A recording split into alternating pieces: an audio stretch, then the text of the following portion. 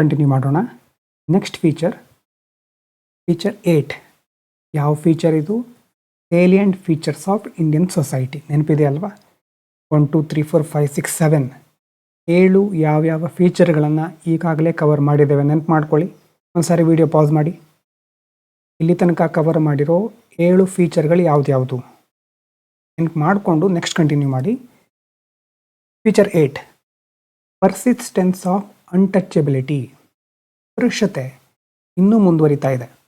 Persistence even after constitutional abolition.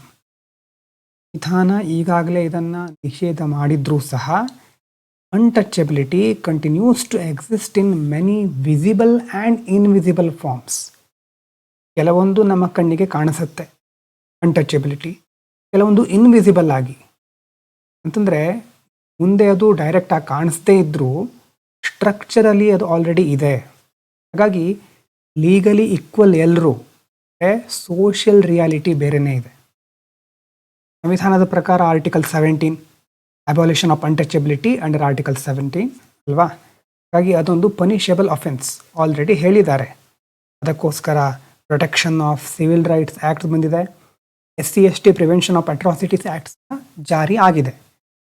Despite laws and social reform movements, caste discrimination survives in several forms. ಇಷ್ಟೆಲ್ಲ ಕಾನೂನುಗಳಿದ್ದರೂ ಸಹ, ಇಷ್ಟೆಲ್ಲ legal ಆಗಿ ರಿಫಾರ್ಮ್ಗಳಾದರೂ ಸಹ, ಸಪ್ರೇಟ್ ಯುಟೆನ್ಸಿಲ್ ಇನ್ villages, ಹಳ್ಳಿಗಳಿಗೆ ಹೋದರೆ ಈಗಲೂ ಸಹ ಬೇರೆ ಜಾತಿಯವರು ಅಂತ ಅವರಿಗೆ ಸಪ್ರೇಟ್ ಆದ ತಟ್ಟೆ ಊಟಕ್ಕೋಸ್ಕರ ಸಪ್ರೇಟ್ ಆಗಿಡೋದು, ಮತ್ತು ಟೆಂಪಲ್ ಎಂಟ್ರಿ ಡಿನೈ ಮಾಡೋದು, ಸೆಗ್ರಿಗೇಟೆಡ್ ಸೆಟ್ಲ್ಮೆಂಟ್ಸ್ ಅಂದರೆ ಅವರ ಜಾತಿಯವರದ್ದೇ ಸಪ್ರೇಟ್ ಆದ ಒಂದು ಪ್ರದೇಶ ಇರುತ್ತೆ ವಾಸಿಸೋದು. ಮ್ಯಾನ್ಯುವಲ್ ಸ್ಕ್ಯಾವೆಂಜಿಂಗನ್ನು ಕೆಲವು ಜಾತಿಯವರು ನಡೆಸ್ಕೊಂಡು ಬಂದಿದ್ದಾರೆ, ಮುಂದುವರ್ಸ್ಕೊಂಡು ಹೋಗಿದ್ದಾರೆ. ಸೋಷಿಯಲ್ ಬೈಕಾಟ್ ಇದೆ. ಎಲ್ಲ ಜಾತಿಯವರನ್ನು ಸಮಾಜ ಒಪ್ಕೊಳ್ಳೋದಿಲ್ಲ. ದಲಿತರ ಮೇಲೆ ವೈಲೆನ್ಸ್ ಆಗ್ತಾ ಇದೆ.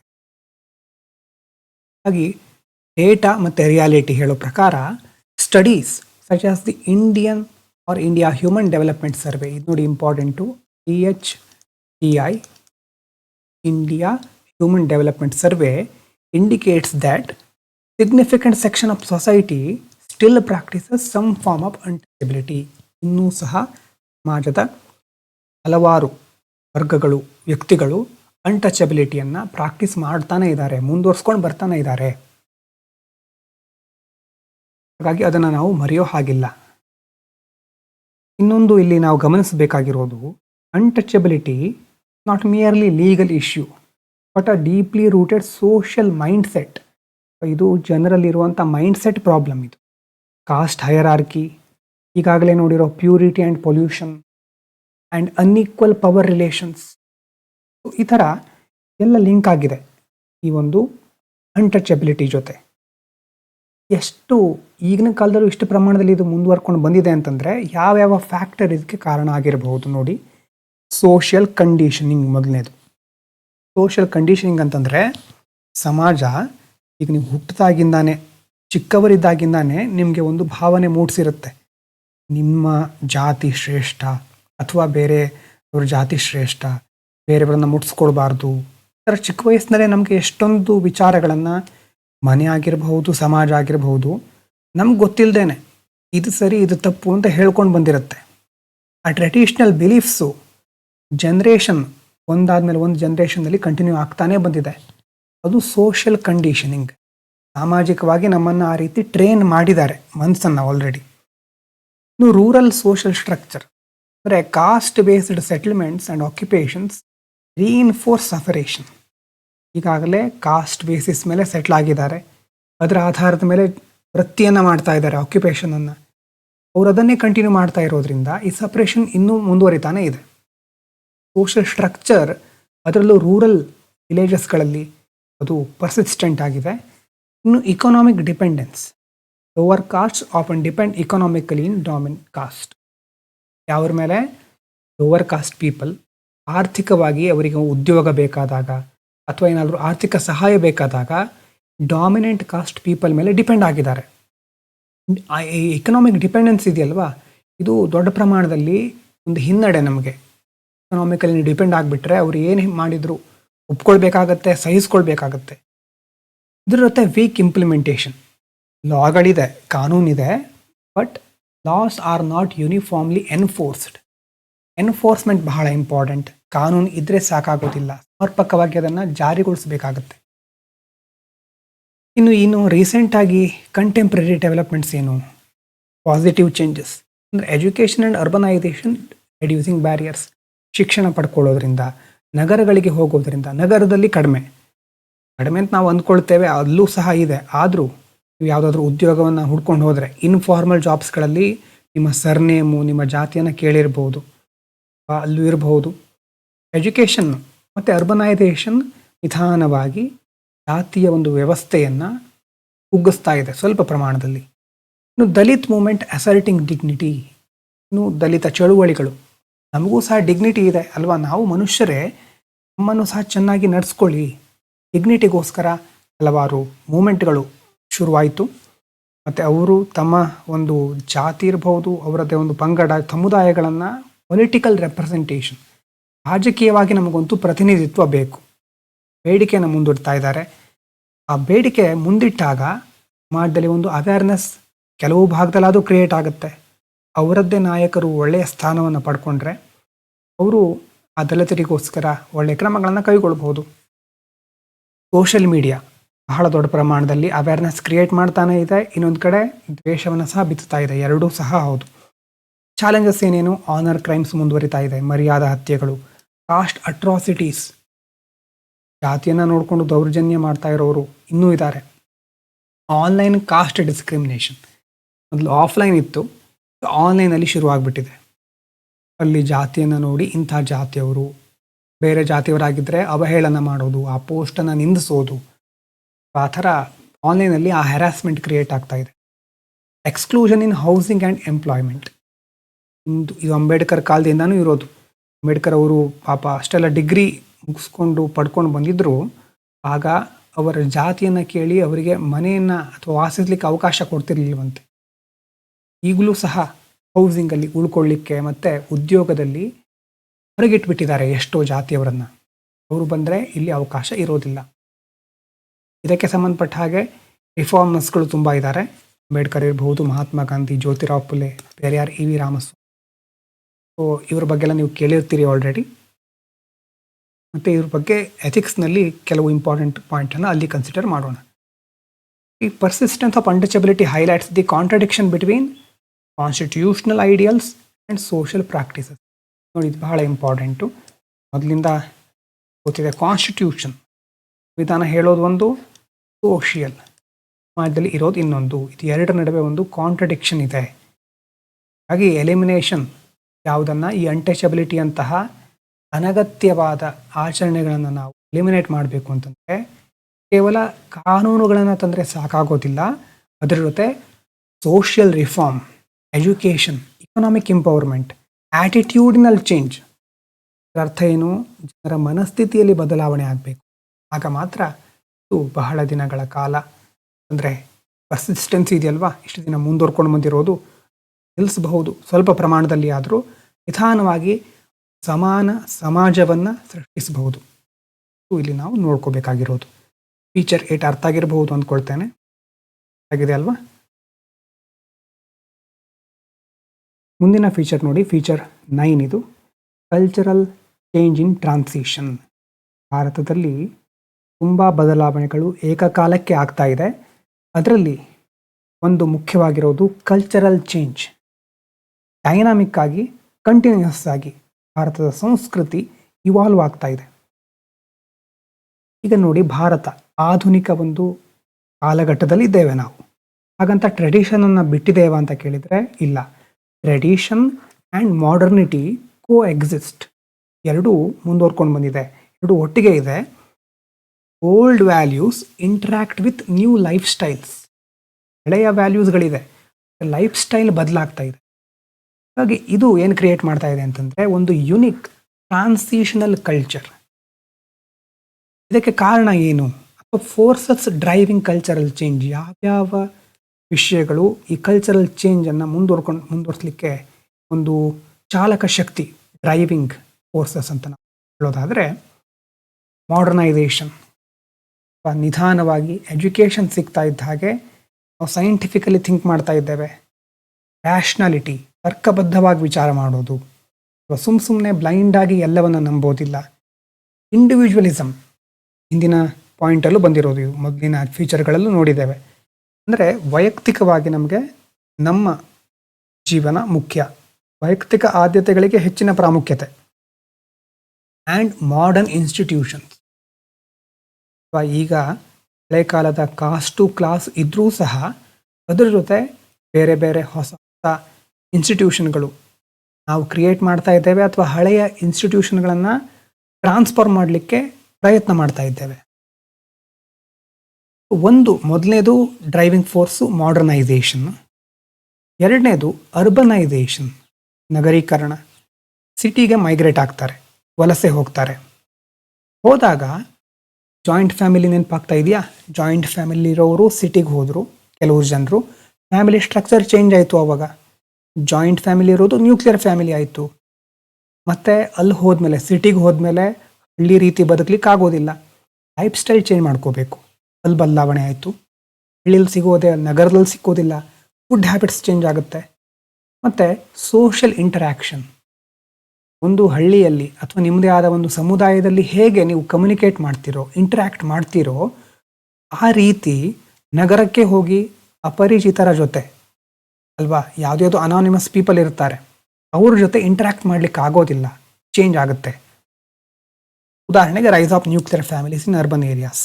ಸೊ ಅರ್ಬನೈಸೇಷನ್ ಎರಡನೇ ಡ್ರೈವಿಂಗ್ ಫೋರ್ಸ್. ಮೂರನೇದು ಇಂಡಸ್ಟ್ರಿಯಲೈಸೇಷನ್, ಅಂದರೆ growth of industries and jobs outside agriculture transformed social relations. ಮೊದಲು ಪೋಸ್ಟ್ ಇಂಡಿಪೆಂಡೆನ್ಸ್ ಟೈಮ್ನಲ್ಲಿ ನೆನಪಾಗ್ತಾ ಇದೆಯಾ, ಗ್ರೀನ್ ರೆವಲ್ಯೂಷನ್ ಅಂತ ಹೇಳಿದ್ವಿ. ಅದಾದಮೇಲೆ ಈಗ ಅಗ್ರಿಕಲ್ಚರ್ ಬಿಟ್ಟು ಬೇರೆ ಬೇರೆ ಜಾಬ್ಸ್, ಇಂಡಸ್ಟ್ರಿಗಳು ಬಂದಿದೆ. ಈಗ ಹಳ್ಳಿಲಿರೋರು ಕೃಷಿಗೆ ಸಂಬಂಧಪಟ್ಟ ಹಾಗೆ ಇದರಲ್ಲಿ ಬಹಳ ಲಾಭ ಇಲ್ಲ, ಇಲ್ಲಿ ಅನ್ಸರ್ಟಿನಿಟಿ ಜಾಸ್ತಿ ಇದೆ ಅಂತ ನಗರಗಳಿಗೆ ಹೋಗ್ತಾರೆ. ಇವಾಗ ಆಕ್ಯುಪೇಷನಲ್ ಮೊಬಿಲಿಟಿ, ಒಂದು ಉದ್ಯೋಗದಿಂದ ಇನ್ನೊಂದು ಉದ್ಯೋಗಕ್ಕೆ ಟ್ರಾನ್ಸ್ಫಾರ್ಮ್ ಆಗೋದು ಅಥವಾ ಅದಕ್ಕೆ ಬದಲಾಗೋದು. ವಿಮೆನ್ ಎಂಟರಿಂಗ್ ವರ್ಕ್ ಫೋರ್ಸ್, ಮಹಿಳೆಯರು ಸಹ ಹೆಚ್ಚು ಹೆಚ್ಚು ಶಿಕ್ಷಣವನ್ನು ಪಡ್ಕೊಳ್ತಾರೆ. ಶಿಕ್ಷಣವನ್ನು ಪಡ್ಕೊಂಡು ಹೊಸ ಹೊಸ ಉದ್ಯೋಗಗಳಲ್ಲಿ, ಉದ್ಯೋಗ ರಂಗಗಳಲ್ಲಿ ತಮ್ಮ ಹೆಜ್ಜೆಯನ್ನು ಇಡ್ತಾ ಇದ್ದಾರೆ. The decline of hereditary professions. Hereditary ಅಂತಂದರೆ ವಂಶ ಪಾರಂಪರ್ಯವಾಗಿ ಬಂದಿರೋದು, ಅಂಥ ಪ್ರೊಫೆಷನ್ಗಳು ಈಗ ಕಡಿಮೆ ಆಗ್ತಾ ಇದೆ. ಯಾರು ಯಾವ ವೃತ್ತಿಯನ್ನು ಬೇಕಾದರೂ ಈಗ ಮಾಡಬಹುದು, ಅವಕಾಶ ಇದೆ. ನಿಧಾನವಾಗಿ ಬದಲಾವಣೆಯನ್ನು ನೋಡಬಹುದು. Industrialisation driving force. ಅದಾದಮೇಲೆ globalisation, Instagram, Facebook, WhatsApp, global media, internet, markets, those things influence culture. ಎಲ್ಲ ಸಹ ಸಂಸ್ಕೃತಿ ಮೇಲೆ ಪರಿಣಾಮ ಬೀರ್ತಾ ಇದೆ. ಇನ್ಸ್ಟಾಗ್ರಾಮಲ್ಲಿ ಯಾವುದೋ ಒಂದು ಆ್ಯಕ್ಟ್ರೆಸ್ಸು ಅಲ್ವಾ, ನಟ ನಟಿಯರು ಹಾಕೋದನ್ನು, ಏನು ಬಟ್ಟೆ ಹಾಕ್ಕೊಳ್ತಾರೆ ಅದನ್ನು ಈಗಿನ ಸಾಮಾನ್ಯ ಜನರು ಕಾಪಿ ಮಾಡಲಿಕ್ಕೆ ನೋಡ್ತಾರೆ. ಇನ್ನೊಂದು ಕಡೆ ವೆಸ್ಟರ್ನ್ ಫ್ಯಾಷನ್, ಪಾಶ್ಚಿಮಾತ್ಯರ ಉಡುಗೆ ತೊಡುಗೆಗಳು ಅಥವಾ ಅವರ ಒಂದು ಹಾವಭಾವ ಭಂಗಿ ಥರ ಅವ್ರು ಹೇಗೆ ಬದುಕ್ತಾರೆ ಅದನ್ನೇ ಗಮನಿಸ್ಕೊಂಡು ನಾವು ಆ ರೀತಿ ಮಾಡಬೇಕು. K pop, Korean culture, Korean series ನೋಡಿಕೊಂಡು ಅದನ್ನು ಅಡಾಪ್ಟ್ ಮಾಡ್ಕೊಳ್ಳೋದು. ಫಾಸ್ಟ್ ಫುಡ್ ಕಲ್ಚರ್, ಈಗ ಸಡನ್ನಾಗಿ ನಿಮಗೆ ನೆನಪಿಗೆ ಬರೋದು ಯಾವುದು ಫಾಸ್ಟ್ ಫುಡ್ ಅಂದ ತಕ್ಷಣ? ಅದೇ, ನೀವು ತುಂಬ ವಿಚಾರಗಳನ್ನು ತಲೆಲಿಟ್ಕೊಂಡಿರಬಹುದು ಫಾಸ್ಟ್ ಫುಡ್ಡಿಗೆ ಸಂಬಂಧಪಟ್ಟ ಹಾಗೆ. ಗೋಬಿ ಮಂಚೂರಿ ಕೆಲವರಿಗೆ ನೆನಪಿಗೆ ಬಂದಿರಬಹುದು, ಪಾನಿಪುರಿ ಬಂದಿರಬಹುದು. ಆ ಫಾಸ್ಟ್ ಫುಡ್ ಕಲ್ಚರ್ ನಮ್ಮ ದೇಶದಲ್ಲಿ ಮೊದಲು ಇರಲಿಲ್ಲ, ಗ್ಲೋಬಲೈಸೇಷನ್ ಆದಮೇಲೆ ನಿಧಾನವಾಗಿ ಬಂದಿರೋದು. ಫಾಸ್ಟ್ ಫುಡ್ ಅಂತ ಇದ್ದರೂ ಇಷ್ಟು ದೊಡ್ಡ ಪ್ರಮಾಣದಲ್ಲಿ ಇಷ್ಟು ವೆರೈಟಿ ಅದರಲ್ಲಿ ಇರಲಿಲ್ಲ. ಇನ್ನು ಗ್ಲೋಬಲ್ ವರ್ಕ್ ಕಲ್ಚರ್, ಈ ಅಮೇರಿಕದಲ್ಲಿ ಯಾವುದೋ ಕಂಪ್ನಿ ಇರುತ್ತೆ, ಆ ಕಂಪ್ನಿಗೆ ಭಾರತದವರು ಸಹ ಉದ್ಯೋಗಿಗಳಾಗಿರ್ತಾರೆ. ಇಲ್ಲಿನ ಎಷ್ಟೋ ಜನ ಅಲ್ಲಿನ ಕಂಪ್ನಿಗಳಿಗೆ ದುಡಿತಾ ಇರ್ತಾರೆ, ಅಲ್ಲಿನ ಟೈಮಿಗೆ ತಕ್ಕ ಕೆಲಸ ಮಾಡ್ತಾರೆ. ಡಿಜಿಟಲ್ ಲೈಫ್ ಸ್ಟೈಲು, ಈಗಾಗಲೇ ಹೇಳಿದಾಗೆ ಇನ್ಸ್ಟಾಗ್ರಾಮು, ಸೋಷಿಯಲ್ ಮೀಡಿಯಾ ನೋಡಿಕೊಂಡು ನಾವು ರಿಯಲ್ ಲೈಫಲ್ಲಿ ಹಾಗಿರ್ತೇವೆ ಅಂತಲ್ಲ, ಅಂದರೆ ಡಿಜಿಟಲ್ ಆಗಿ ನಮ್ಮ ಲೈಫ್ ಸ್ಟೈಲೇ ಬೇರೆ ಇರುತ್ತೆ. ಅದು ಗ್ಲೋಬಲೈಸೇಷನ್ ಎಫೆಕ್ಟ್. ಇನ್ನು ವೆಸ್ಟರ್ನೈಸೇಷನ್, ಈ ಕಾನ್ಸೆಪ್ಟನ್ನು ಮುಖ್ಯವಾಗಿ ಕೊಟ್ಟಿರೋರು ಎನ್ ಶ್ರೀನಿವಾಸ್ ಅಂತ. ಅಂದರೆ ವೆಸ್ಟರ್ನ್ ಐಡಿಯಾಸ್ಗಳನ್ನು ಅಥವಾ ಇನ್ಸ್ಟಿಟ್ಯೂಷನ್ಗಳನ್ನು ಅಡಾಪ್ಟ್ ಮಾಡ್ಕೊಳ್ಳೋದು. ಉದಾಹರಣೆಗೆ ಇಂಗ್ಲೀಷ್ ಎಜುಕೇಷನ್ ಅಂತಂದರೆ ಏನು? ಈಗಾಗಲೇ ನಾವು ನಮ್ಮ ಭಾಷೆ ಒಂದಿದೆ, ಮಾತೃಭಾಷೆ ಅಂತ ಇದೆ. ಇದನ್ನು ಬಿಟ್ಟು ನಾವು ಇಂಗ್ಲೀಷನ್ನು ಕಲಿತೇವೆ. ಇಂಗ್ಲೀಷ್ ಒಂಥರ ಈಗ ಯೂನಿವರ್ಸಲ್ ಲ್ಯಾಂಗ್ವೇಜ್ ಅನ್ನೋ ಥರ ಆಗಿಬಿಟ್ಟಿದೆ ಅಲ್ವಾ. ಈಗ ಪ್ರತಿಯೊಂದು ಹೊಸ ಟೆಕ್ನಾಲಜಿ ಸಿಸ್ಟಮ್ಗಳು ನಮ್ಗೆ ಸಿಗೋದು ಇಂಗ್ಲೀಷಲ್ಲಿ. ಇನ್ನು ಡೆಮಾಕ್ರಸಿ, ಸೈನ್ಸ್, ಇಂಡಿವಿಜುವಲ್ ರೈಟ್ಸ್ ಇಂತಹ ವರ್ಡ್ಸ್, ಇಲ್ಲಿ ವರ್ಡ್ಸ್ ಅಂತ ಹೇಳ್ಬೋದು. ವೆಸ್ಟರ್ನೈಸೇಷನ್ ಅಂತಂದರೆ ಕಾನ್ಸೆಪ್ಟ್ ಬೇರೆ ಬೇರೆ ವರ್ಡಲ್ಲಿ ನಮ್ಮ ದೇಶದಲ್ಲಿ ಇತ್ತು ಮೊದಲು.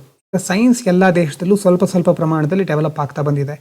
ಇಲ್ಲ ಅಂತಂದರೆ ಮೇಜರ್ ಕಂಟ್ರೀಸ್ಗಳಲ್ಲಿ ಪ್ರತಿ ದೇಶದಲ್ಲೂ ಕ್ಯೂರಿಯಸ್ ಆಗಿ ಜಗತ್ತನ್ನು ನೋಡೋರು ಇದ್ದರು.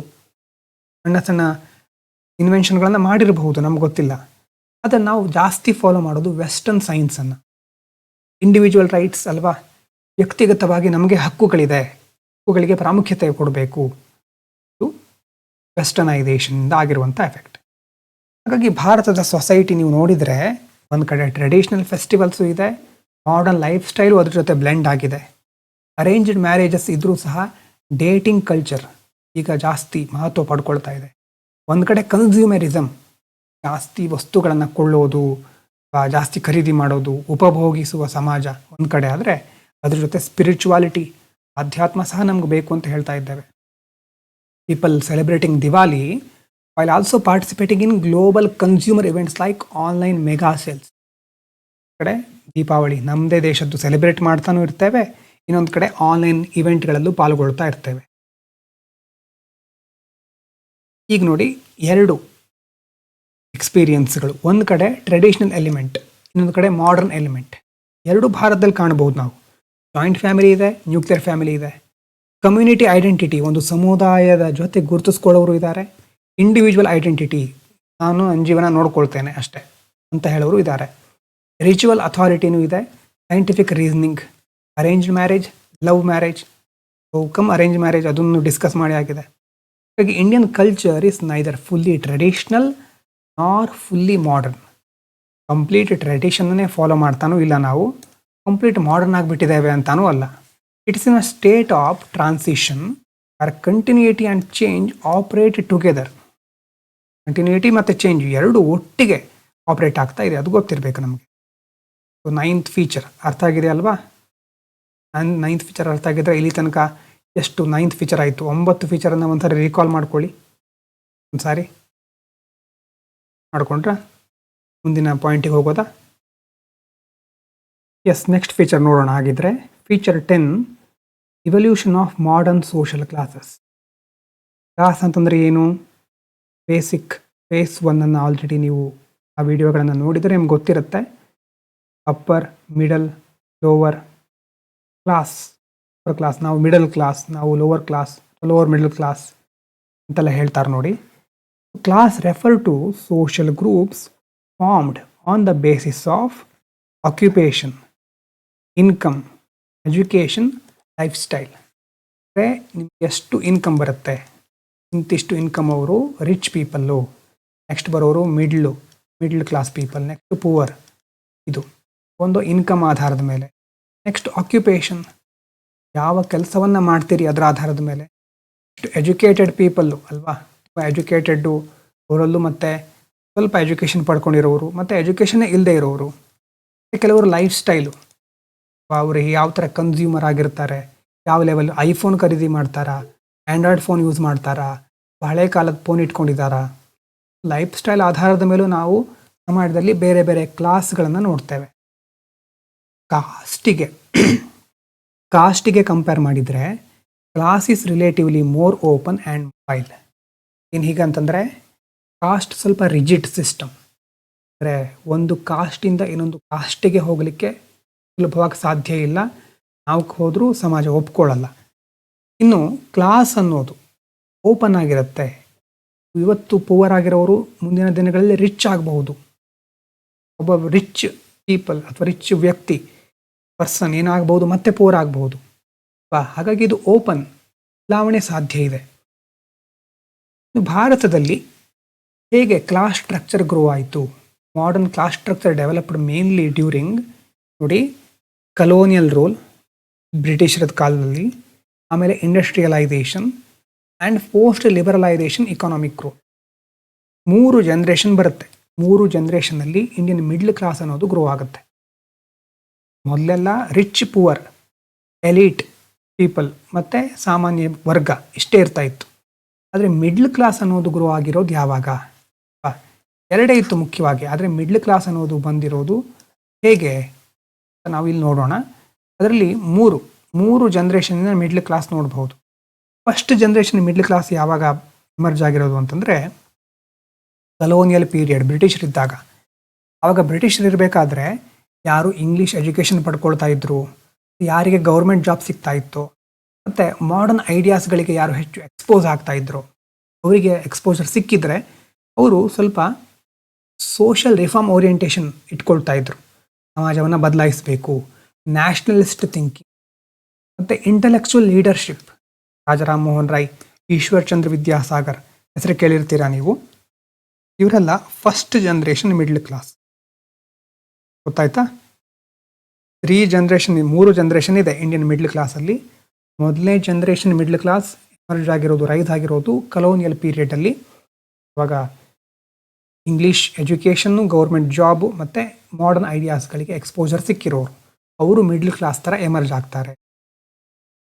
ಎರಡನೇ ಜನ್ರೇಷನ್ ಮಿಡ್ಲ್ ಕ್ಲಾಸ್ ಅವರು, ಅದು ಸ್ವಾತಂತ್ರ್ಯ ಸಿಕ್ಕಿದ ಮೇಲೆ, ಪೋಸ್ಟ್ ಇಂಡಿಪೆಂಡೆನ್ಸಲ್ಲಿ, ಆಫ್ಟರ್ 1947. ಇವಾಗ ಏನಾಗುತ್ತೆ, ಪಬ್ಲಿಕ್ ಸೆಕ್ಟರ್ ಎಕ್ಸ್ಪ್ಯಾಂಡ್ ಆಗ್ತಾ ಇರುತ್ತೆ. 1947ನಲ್ಲಿ ನಮಗೆ ಸ್ವಾತಂತ್ರ್ಯ ಸಿಕ್ತು. ನೆಹರು ಅವರು ಪ್ರಧಾನಿ ಆಗ್ತಾರೆ, ಬೇರೆ ಬೇರೆ ಪಂಚವಾರ್ಷಿಕ ಯೋಜನೆಗಳನ್ನು ಆಮೇಲೆ ಕೈಗೊಳ್ತಾ ಇರ್ತಾರೆ, ಮತ್ತು ಪಬ್ಲಿಕ್ ಸೆಕ್ಟರ್ ಎಕ್ಸ್ಪ್ಯಾಂಡ್ ಆಗ್ತಾ ಇರುತ್ತೆ, ಇಂಡಸ್ಟ್ರಿಯಲೈಸೇಷನ್ ಜಾಸ್ತಿ ಆಗುತ್ತೆ. ಗ್ರೀನ್ ರೆವಲ್ಯೂಷನ್ ಗೊತ್ತಿದೆ ನಿಮಗೆ. ಸ್ಟೇಟ್ ಲೆಡ್ ಡೆವಲಪ್ಮೆಂಟ್, ಸರ್ಕಾರ ಮುಖ್ಯವಾಗಿ ಅಭಿವೃದ್ಧಿಗೆ ಸಂಬಂಧಪಟ್ಟ ಕಾರ್ಯಗಳನ್ನು ನಿರ್ವಹಿಸ್ತಾ ಇರುತ್ತೆ. ಈ ಸಂದರ್ಭದಲ್ಲಿ ಎಮರ್ಜ್ ಆಗಿರೋದು second generation middle class. First generation colonial ಟೈಮ್ನಲ್ಲಿ, ಸೆಕೆಂಡ್ ಜನ್ರೇಷನ್ ಪೋಸ್ಟ್ ಇಂಡಿಪೆಂಡೆನ್ಸ್ ಟೈಮ್ನಲ್ಲಿ. ಈಗ ಯಾರು ಮುಖ್ಯವಾಗಿ ನೋಡೋರು, ಯಾರು ಬರೋರು ಅಂತಂದರೆ ಅರ್ಬನ್ ಮಿಡ್ಲ್ ಕ್ಲಾಸ್. ಅಲ್ಲಿ ಬ್ಯೂರೋಕ್ರಾಟ್ಸ್ ಇರ್ತಾರೆ, ಟೀಚರ್ಸ್, ಇಂಜಿನಿಯರ್ಸ್, ಪ್ರೊಫೆಷ್ನಲ್ಸ್ ಅರ್ಬನ್ ಲೆವೆಲಲ್ಲಿ. ಇನ್ನು ರೂರಲ್ ಮಿಡ್ಲ್ ಕ್ಲಾಸಲ್ಲಿ ಪ್ರಾಸ್ಪರಸ್ ಫಾರ್ಮರ್ಸ್, ಅವಾಗ ಹೇಳಿದ್ದು ಒಂದು ಶಬ್ದ ಬುಲ್ಲೋ ಕಾರ್ಟ್ ಕ್ಯಾಪಿಟಲಿಸ್ಟ್ ಅಂತ. ಅಂದರೆ ಗ್ರೀನ್ ರೆವಲ್ಯೂಷನಿಂದ ಯಾರು ಹೆಚ್ಚು ಪ್ರಾಸ್ಪರ್ ಆದರೋ, ಯಾರು ಹೆಚ್ಚು ಆಸ್ತಿಯನ್ನು ಗಳಿಸಿದ್ರೋ, ಹಣವನ್ನು ಗಳಿಸಿದ್ರೋ ಅವರು ಸಹ ಪೂರ್ ಆಗಿರೋರು ಮಿಡ್ಲ್ ಕ್ಲಾಸ್ ಲೆವೆಲ್ಗೆ ಬರ್ತಾರೆ. ಅಂದರೆ ಅಗ್ರಿಕಲ್ಚರಲ್ ಸರ್ಪ್ಲಸ್, ಇಳುವರಿ ಹೆಚ್ಚಾಗಿದೆ. ಸರ್ಪ್ಲಸ್ ಇದ್ದಾಗ ಅದು ಟ್ರೇಡಿಗೆ ಉಪಯೋಗ ಆಗುತ್ತೆ. ಪೊಲಿಟಿಕಲಿ ಇನ್ಫ್ಲುಯೆನ್ಸ್, ರಾಜಕೀಯವಾಗಿ ಇವರು ಹೆಚ್ಚು ಪ್ರಭಾವವನ್ನು ಬೀರಬಹುದು. ಮತ್ತು ರೂರಲ್ ಡಾಮಿನೆನ್ಸ್, ಹಳ್ಳಿಯಲ್ಲಿ ಇವರ ಒಂದು ಡಾಮಿನೆನ್ಸ್ ಜಾಸ್ತಿ ಇರುತ್ತೆ. ಯಾವಾಗ? Post independence. ಅದು ಗೊತ್ತಿರಲಿ. ಮೊದಲನೇದು ಕಲೋನಿಯಲ್ ಪೀರಿಯಡ್, ಎರಡನೇದು ಪೋಸ್ಟ್ ಇಂಡಿಪೆಂಡೆನ್ಸ್ ಟೈಮು. ಮೂರನೇ ಜನ್ರೇಷನ್ ಮಿಡ್ಲ್ ಕ್ಲಾಸ್ ಅವರು ಎಮರ್ಜ್ ಆಗಿರೋದು 1991 LPG ರಿಫಾರ್ಮ್ಸ್ ಅಂತ ಆದಾಗ.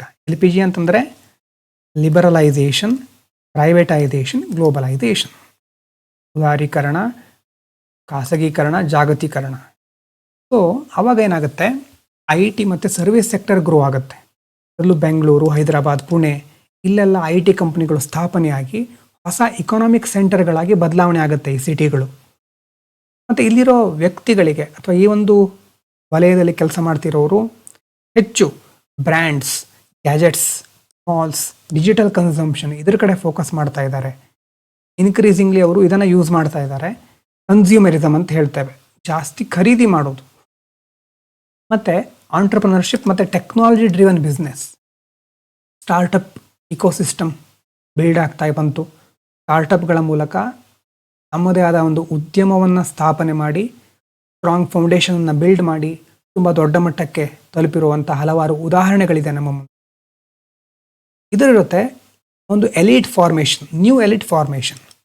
ಯಾರು ಈ ಪ್ರೈವೇಟ್ ಕಾರ್ಪೊರೇಟ್ ಪ್ಲೇಯರ್ಸ್ಗಳಿರ್ತಾರೋ ಅಥವಾ ಇಂಡಸ್ಟ್ರಿಯಲಿಸ್ಟ್ಗಳಿರ್ತಾರೋ ಅವರು ಈ ಮೊದಲಿಂದ ಯಾರು ಎಲೀಟ್ಸ್ಗಳು, ಮೇಲ್ವರ್ಗದವರು ಅಂತ ನಾವೇನು ಕರಿತೇವೆ, ಬರೀ ಜಾತಿಯಲ್ಲಿ ಮಾತ್ರ ಅಲ್ಲ, ಹಣದಲ್ಲೂ ಅಧಿಕಾರದಲ್ಲೂ ಆಗಿರಬಹುದು, ಅವರ ಜೊತೆ ಇವರೂ ಸಹ ಬೆಳೀತಾ ಹೋಗ್ತಾರೆ. ಯಾರು ಈ ಇಂಡಸ್ಟ್ರಿಯನ್ನು ಬಿಲ್ಡ್ ಮಾಡಿ ಅಥವಾ ಕಾರ್ಪೊರೇಟ್ ಸೆಕ್ಟರ್ ಮೂಲಕ ಹೆಚ್ಚಿನ ಒಂದು ಪ್ರಾಫಿಟನ್ನು ಗಳಿಸಿ ಮೇಲೆ ಬಂದಿರ್ತಾರೋ, ಮಿಡ್ಲ್ ಕ್ಲಾಸಿಂದ ಈಗ ಎಲೀಟ್ ಕ್ಲಾಸಿಗೆ ಇವರು ಒಂಥರ ಪ್ರಮೋಟ್ ಆಗ್ತಾ ಇದ್ದಾರೆ. ಇದರಿಂದ ಏನು ಇಂಪ್ಯಾಕ್ಟ್ ಆಯಿತು? ಪಾಸಿಟಿವ್ ಇಂಪ್ಯಾಕ್ಟು ಇದೆ, ನೆಗೆಟಿವ್ ಇಂಪ್ಯಾಕ್ಟು ಇದೆ. ಪಾಸಿಟಿವ್ ನೋಡಿ, ಇಕನಾಮಿಕ್ ಗ್ರೋತ್ ಅಂತಂದರೆ ಆರ್ಥಿಕವಾಗಿ ಎಲ್ಲ ಕಡೆ ನಾವೊಂದು ಪ್ರಗತಿಯನ್ನು ಕಾಣಬಹುದು. ಹಲವಾರು ಕಡೆ ಉದ್ಯೋಗ ಸೃಷ್ಟಿಯಾಗುತ್ತೆ, ತುಂಬ ಜನರಿಗೆ ಅದರಿಂದ ಸಹಾಯ ಆಗುತ್ತೆ, ಉದ್ಯೋಗ ಅವಕಾಶ ಕ್ರಿಯೇಟ್ ಆದಾಗ. ಮತ್ತು ಆಸ್ಪಿರೇಷನಲ್ ಸೊಸೈಟಿ, ಈಗ ಐ ಟಿ ಸೆಕ್ಟರ್ ಅಂತ ಆವಾಗ ಎಮರ್ಜ್ ಆದಾಗ, ಇಂಥ ಒಂದು ಐ ಟಿ ಜಾಬನ್ನು ಪಡ್ಕೊಳ್ಳೋದ್ರಿಂದ ನನ್ನ ಕುಟುಂಬದ ಬಡತನವನ್ನು ನಾನು ನಿವಾರಿಸಬಹುದು. ಆ ಒಂದು ಆಸ್ಪಿರೇಷನ್ ಸಮಾಜದಲ್ಲಿ ನಾವು ನೋಡ್ತೇವೆ ಆವಾಗ. ಮತ್ತು ಇನೋವೇಷನ್, ಸ್ಟಾರ್ಟಪ್ಗಳು, ಹೊಸ ಹೊಸ ಕಂಪನಿಗಳು ಇನೋವೇಷನ್ ಕಡೆ ಮುಖ ಮಾಡುತ್ತೆ. ಎಂಪ್ಲಾಯ್ಮೆಂಟ್ ಆಪರ್ಚುನಿಟಿ, ಇದೆಲ್ಲ ಪಾಸಿಟಿವ್ ಎಫೆಕ್ಟ್ ಇಂಪ್ಯಾಕ್ಟ್. ನೆಗೆಟಿವ್ ಏನು, ಇದು ನೋಡಿದ್ದೇವೆ, ಕನ್ಸ್ಯೂಮರಿಸಮ್. ಸಡನ್ನಾಗಿ ಹಣ ಬಂದುಬಿಟ್ರೆ ಯಾವುದಕ್ಕೆ ಖರ್ಚು ಮಾಡೋದು ಅಂತ ಗೊತ್ತಾಗದೆ ಎಲ್ಲ ಖರೀದಿ ಮಾಡ್ತಾ ಇರ್ತಾರೆ. ಮತ್ತೆ ಇನ್ಇಕ್ವಾಲಿಟಿ ರೈಸ್ ಆಗಬಹುದು. ಮೊದಲು ಪುವರ್ ಅಪ್ಪರ್ ಎರಡೇ ವರ್ಗ, ಪುವರ್ ಪೀಪಲ್ ಮತ್ತು ಹೈಯರ್ ಪೀಪಲ್ಲು, ತುಂಬ ಉಳ್ಳವರು ಅಂತ ಹೇಳ್ಬೋದು. ಆದರೆ ಈಗ ಮಿಡ್ಲ್ ಕ್ಲಾಸ್ ಬಂದಾಗ ಮಿಡ್ಲ್ ಕ್ಲಾಸ್ ಮಾತ್ರ ಗ್ರೋ ಆಗಬಹುದು, ಪುವರ್ ಪೀಪಲ್ ಪುವರ್ ಆಗೇ ಉಳಿಬಹುದು. ಇಲ್ಲೂ ಸಹ ಕೆಲವೊಂದು ಸಮಸ್ಯೆಗಳು ಬರುತ್ತೆ, ಇನ್ಇಕ್ವಾಲಿಟಿ ಇನ್ನೂ ಜಾಸ್ತಿ ಆಗಬಹುದು. ಮತ್ತು ಮಟೀರಿಯಲಿಸ್ಟಿಕ್ ವ್ಯಾಲ್ಯೂಸ್ ಅಂದರೆ ಪ್ರಾಪಂಚಿಕತೆ, ಆ ಶಬ್ದನೂ ಇದೆ. ಅಥವಾ ಹೆಚ್ಚು ಈಗ ವಸ್ತುಗಳನ್ನು ಖರೀದಿ ಮಾಡೋದು, ವಸ್ತುಗಳ ಮೇಲೆ ಹೆಚ್ಚು, ಮಟೀರಿಯಲ್ಗಳ ಮೇಲೆ ಹೆಚ್ಚಿನ ಒಂದು ಮೋಹ ಇಟ್ಕೊಳ್ಳೋದು. ಈಗ ಉದಾಹರಣೆಗೆ ಐಫೋನು, ಇಂತಹ ಕೆಲವೊಂದು ವಸ್ತುಗಳನ್ನು ಪಡ್ಕೊಂಡ್ರೆ ಮಾತ್ರ ನನ್ನ ಜೀವನ ಸಕ್ಸಸ್ಫುಲ್ ಆದ ಹಾಗೆ. ಆ ಮಟೀರಿಯಲ್ ವ್ಯಾಲ್ಯೂಸ್ಗಳ ಕಡೆ ಹೆಚ್ಚು ಫೋಕಸ್ ಈಗ. ಮತ್ತು ಸೋಷಿಯಲ್ ಸ್ಟ್ರೆಸ್, ಕಾಂಪಿಟೇಷನ್, ಸ್ಟ್ರೆಸ್. ಇವರು ಪಕ್ಕದ ಮನೆಯವರು ಒಂದು ವಾಹನ ಖರೀದಿ ಮಾಡಿದರು ಅಂತಂದರೆ ನಾವು ಅದನ್ನು ಖರೀದಿ ಮಾಡಲೇಬೇಕು, ಅಥವಾ ಅದಕ್ಕಿಂತ ದೊಡ್ಡದಾದರೂ ಖರೀದಿ ಮಾಡಬೇಕು, ಇಲ್ಲ ಅಂತಂದರೆ ನಾವು ಹಿಂದುಳಿದ ಹಾಗೆ ಅನ್ನುವಂಥ ಒಂದು ಭಾವನೆ. ಆ stress, anxiety, FOMO, fear of missing out, ಈಗ ಸೋಷಿಯಲ್ ಮೀಡಿಯಾದಲ್ಲಿ ಅದನ್ನೇ ನೋಡ್ತಾ ಇದ್ದೇವೆ. ಅದು ಆಗ ಮಿಡ್ಲ್ ಕ್ಲಾಸಲ್ಲಿ ಎಮರ್ಜ್ ಆಯಿತು, ಅವರಲ್ಲೂ ನಾವು ಅದನ್ನು ನೋಡ್ತೇವೆ. ಇಷ್ಟು ಪಾಸಿಟಿವ್ ಮತ್ತು ನೆಗೆಟಿವ್ ಎಫೆಕ್ಟ್. 3 ಹಂತದಲ್ಲಿ ಮಿಡ್ಲ್ ಕ್ಲಾಸ್ ಎಮರ್ಜ್ ಆಗಿದೆ. ಮೊದಲನೇದು ಕಲೋನಿಯಲ್ ಟೈಮ್ನಲ್ಲಿ, ಎರಡನೇದು ಪೋಸ್ಟ್ ಇಂಡಿಪೆಂಡೆನ್ಸ್ ಟೈಮು, ಮೂರನೇದು LPG ರಿಫಾರ್ಮ್ಸ್ ಆದಮೇಲೆ. ಗೊತ್ತಾಗಿರ್ಬೋದು ನಿಮಗೆ ಯಾವ ಫೀಚರ್ ಇದು. Evolution of modern social classes, feature 10 ಆಗಿದೆ ಅಲ್ವಾ. 10 ಫೀಚರ್ ಒಂದ್ಸರಿ ನೆನಪು ಮಾಡ್ಕೊಳ್ಳಿ. 10 ಫೀಚರ್ ಯಾವ್ದು ಅಂತ ಹೇಳಿ ನೋಡೋಣ ಇವಲ್ಲಿಂದಾನೆ. ನೆಕ್ಸ್ಟ್ ನೋಡಿ, feature 11, tolerance and pluralism. Tolerance and pluralism ಶಬ್ದದ ಅರ್ಥ ಗೊತ್ತಿರ್ಬೋದು ಅಂದ್ಕೊಳ್ತೇನೆ. ಟಾಲರೆನ್ಸ್, ಇಂಟಾಲರೆನ್ಸ್ ಎರಡು ಶಬ್ದ ಇದೆ ಅಲ್ವಾ. ಟಾಲರೆನ್ಸ್ ಅಂತಂದ್ರೆ ಏನು ಹೇಳಿ, ಸಹಿಷ್ಣುತೆ. ಪ್ಲೂರಲಿಸಮ್ ಅಂತಂದರೆ ಬಹುತ್ವ. ನೋಡೋಣ. One of the strongest features of Indian society is its ability to accommodate diversity. ನಮ್ಮ ದೇಶದಲ್ಲಿ ಇಷ್ಟು ಡೈವರ್ಸಿಟಿ ಇದೆ ಇದೆ ಇದೆ ಅಂತ ತುಂಬ ಸಾರಿ ಹೇಳಿದ್ದೀವಿ. ಆದರೆ ಇದೆಲ್ಲವನ್ನು ಭಾರತ ಸಹಿಸ್ಕೊಂಡು ಬಂದಿದೆ, ನನ್ನೊಳಗೆ ಅವು ಎಲ್ಲರನ್ನ ಸ್ವೀಕರಿಸಿದೆ. ಹಾಗಾಗಿ ಭಾರತವನ್ನು ಪ್ಲೂರಲ್ ಸೊಸೈಟಿ ಅಂತ ಕರೀತೇವೆ.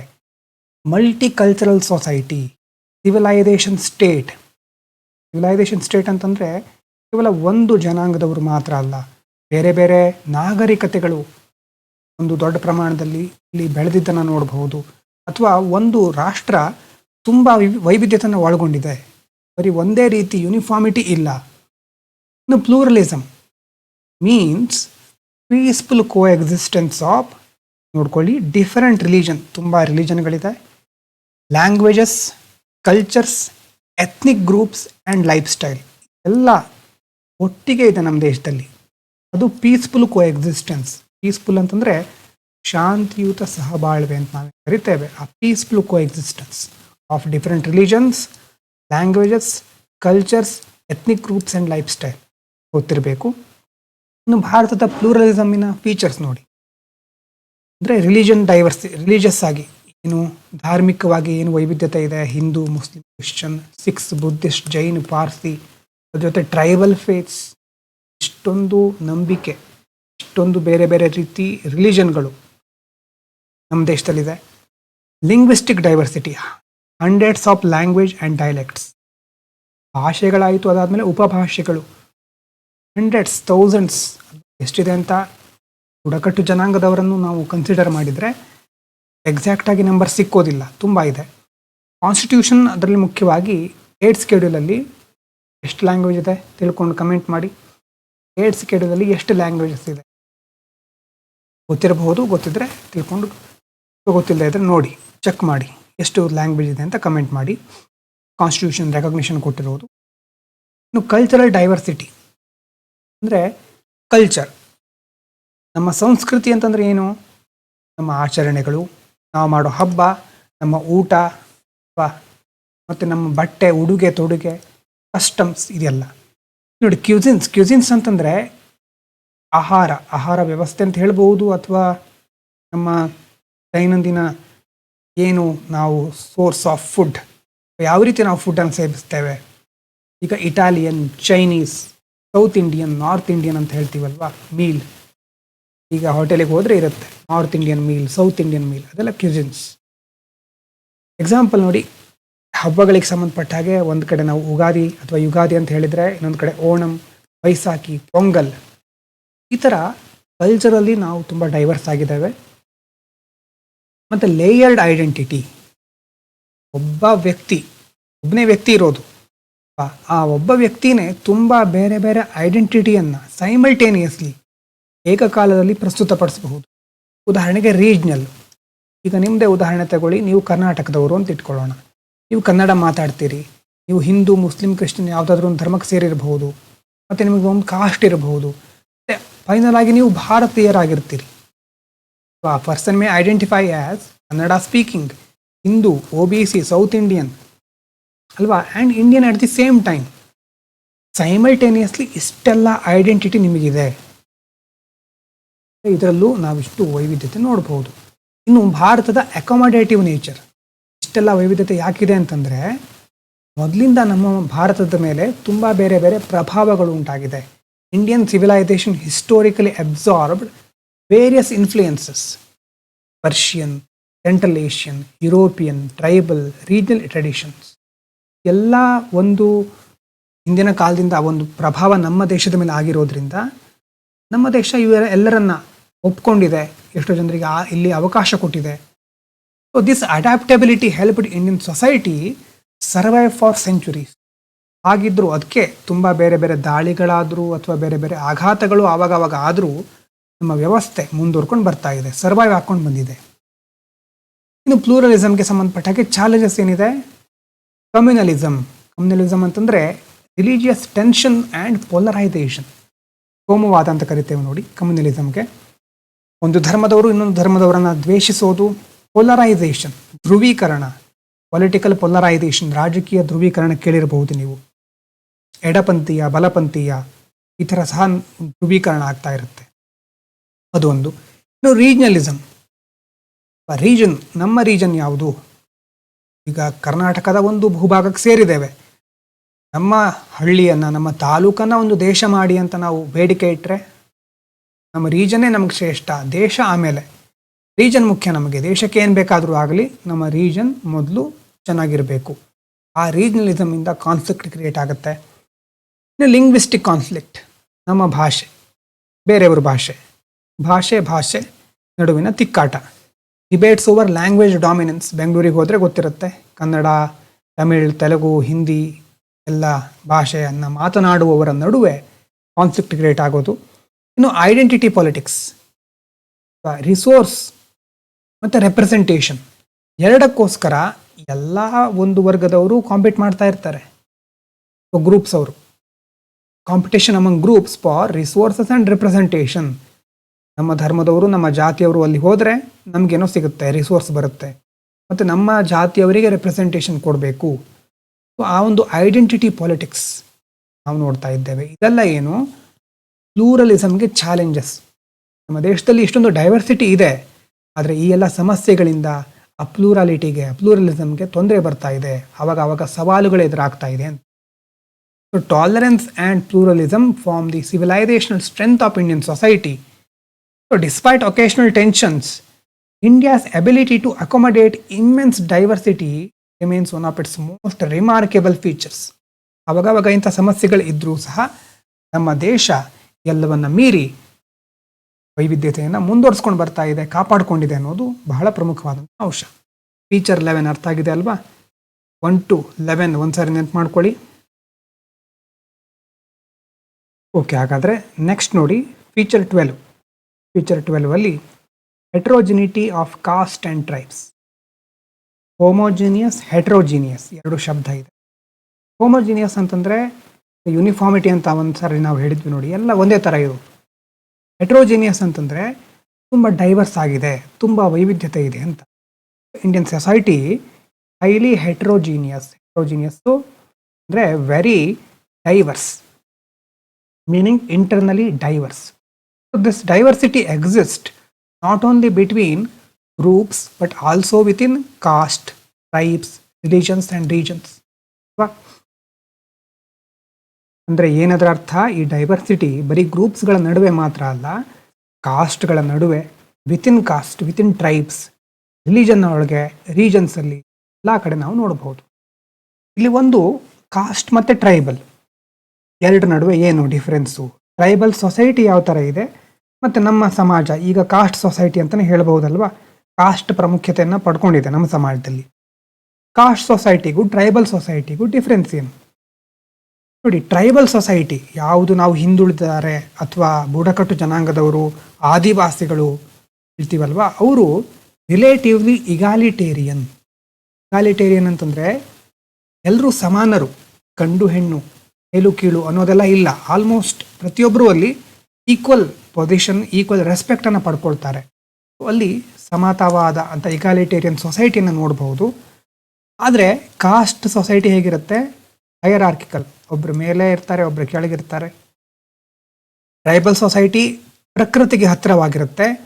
ಕಾಸ್ಟ್ ಸೊಸೈಟಿ ಮುಖ್ಯವಾಗಿ ಬೇಸ್ಡ್ ಆಗಿರೋದು ಯಾವುದ್ರ ಮೇಲೆ, ಆಕ್ಯುಪೇಷನ್ ಮತ್ತು ಬರ್ತ್, ಅಂದರೆ ಕಾಸ್ಟ್ ಮೇಲೆ. ಅಲ್ಲಿ ಕಮ್ಯುನಿಟಿ ಓರಿಯೆಂಟೇಷನ್ ಜಾಸ್ತಿ ಇರುತ್ತೆ. ಆದರೆ ಕಾಸ್ಟ್ ಸೊಸೈಟಿ ಈಗಲೇ ಹೇಳಿದಾಗೆ ಸ್ಟ್ರಾಟಿಫಿಕೇಶನ್ ಮೇಲೆ. ಮತ್ತು ಟ್ರೈಬಲ್ ಸೊಸೈಟಿಯಲ್ಲಿ ಫ್ಲೆಕ್ಸಿಬಲ್ ಸೋಷಿಯಲ್ ರಿಲೇಷನ್ಸ್ ಇರುತ್ತೆ. ಆದರೆ ಕಾಸ್ಟಲ್ಲಿ ರಿಜಿಡ್ ಸೋಷಿಯಲ್ ರೂಲ್ಸ್ ಇರುತ್ತೆ. ಕಾಸ್ಟ್ ರೂಲ್ಸನ್ನು ಬ್ರೇಕ್ ಮಾಡಿದರೆ ಸಮಾಜದಲ್ಲಿ ಕೆಲವೊಂದು ಸಾರಿ ನೀವು ನಿಂದನೆಗೆ ಅಥವಾ ವೈಲೆನ್ಸ್ ಈ ಥರ ಏನಾದರೂ ಸಮಸ್ಯೆಗಳು ಎದುರಾಗಬಹುದು ನಿಮಗೆ. ಟ್ರೈಬಲ್ ಸೊಸೈಟಿ ಫೀಚರ್ ಸ್ವಲ್ಪ ಡೀಟೇಲ್ ಆಗಿ ನೋಡೋದಾದರೆ, ಕ್ಲೋಸ್ ರಿಲೇಷನ್ ವಿತ್ ನೇಚರ್. ಅಂದರೆ ಅವರು ಫಾರೆಸ್ಟು, ರಿವರ್ಸು, ಲ್ಯಾಂಡು ಎಲ್ಲರ ಜೊತೆ ತುಂಬ ಅನ್ಯೋನ್ಯ ಒಂದು ಸಂಬಂಧವನ್ನು ಅಥವಾ ಕನೆಕ್ಷನ್ ಇಟ್ಕೊಂಡಿರ್ತಾರೆ. ಅಂದರೆ forest based livelihoods and shifting cultivation ಒಂದು ಸಾರಿ NCERTಯಲ್ಲಿ ಬಂದಿದೆ ಇದು.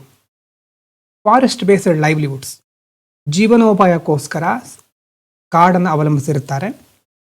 ಇಗಾಲಿಟೇರಿಯನ್ ಅಂತಂದರೆ tribal societies traditionally had less rigid hierarchy compare to caste society. Caste ಸೊಸೈಟಿಗೆ ಕಂಪೇರ್ ಮಾಡಿದರೆ ಹೈಯರಾರ್ಕಿ, ರಿಜಿಡ್ನೆಸ್ ಅಂತಂದರೆ ತುಂಬ ಕಟ್ಟುನಿಟ್ಟಾಗೇನು ಇರೋದಿಲ್ಲ. Traditionally had less rigid hierarchy. ಮತ್ತು ಅವರದ್ದೇ ಆದಂಥ language, dances, rituals, belief systems. ನಾವೇನು ಅಂದ್ಕೊಂಡ್ಬಿಡ್ತೇವೆ, ಟ್ರೈಬ್ಸ್ ಅಂದ ತಕ್ಷಣ ಒಂದು ಗುಂಪು ಅಂತ ಅಂದ್ಕೊಂಡ್ಬಿಡ್ತೇವೆ. ಎಲ್ಲ ಗುಂಪು ಅವರು ಒಂದೇ ಥರ ಆಚರಣೆಗಳನ್ನು ಮಾಡ್ತಾ ಇರ್ತಾರೆ. ಅವರಲ್ಲೂ ಬೇರೆ ಬೇರೆ ಏನು ಡಿಫ್ರೆನ್ಸ್ ಇದೆಯಾ ಇಲ್ವಾ ಅಂತಲೇ ನಮ್ಗೆ ಗೊತ್ತಿರೋದಿಲ್ಲ. ಆದರೆ ಆ್ಯಕ್ಚುಲಿ ಪ್ರತಿ ಟ್ರೈಬಲ್ಲು ಬೇರೆ ಬೇರೆ ಲ್ಯಾಂಗ್ವೇಜ್ ಮಾತಾಡೋದು, ಅವರದ್ದೇ ಆದ ಡ್ಯಾನ್ಸ್, ರಿಚುವಲ್ಸ್, ಬಿಲೀಫ್ ಸಿಸ್ಟಮ್ಗಳೆಲ್ಲ ಬೇರೆ ಇರುತ್ತೆ.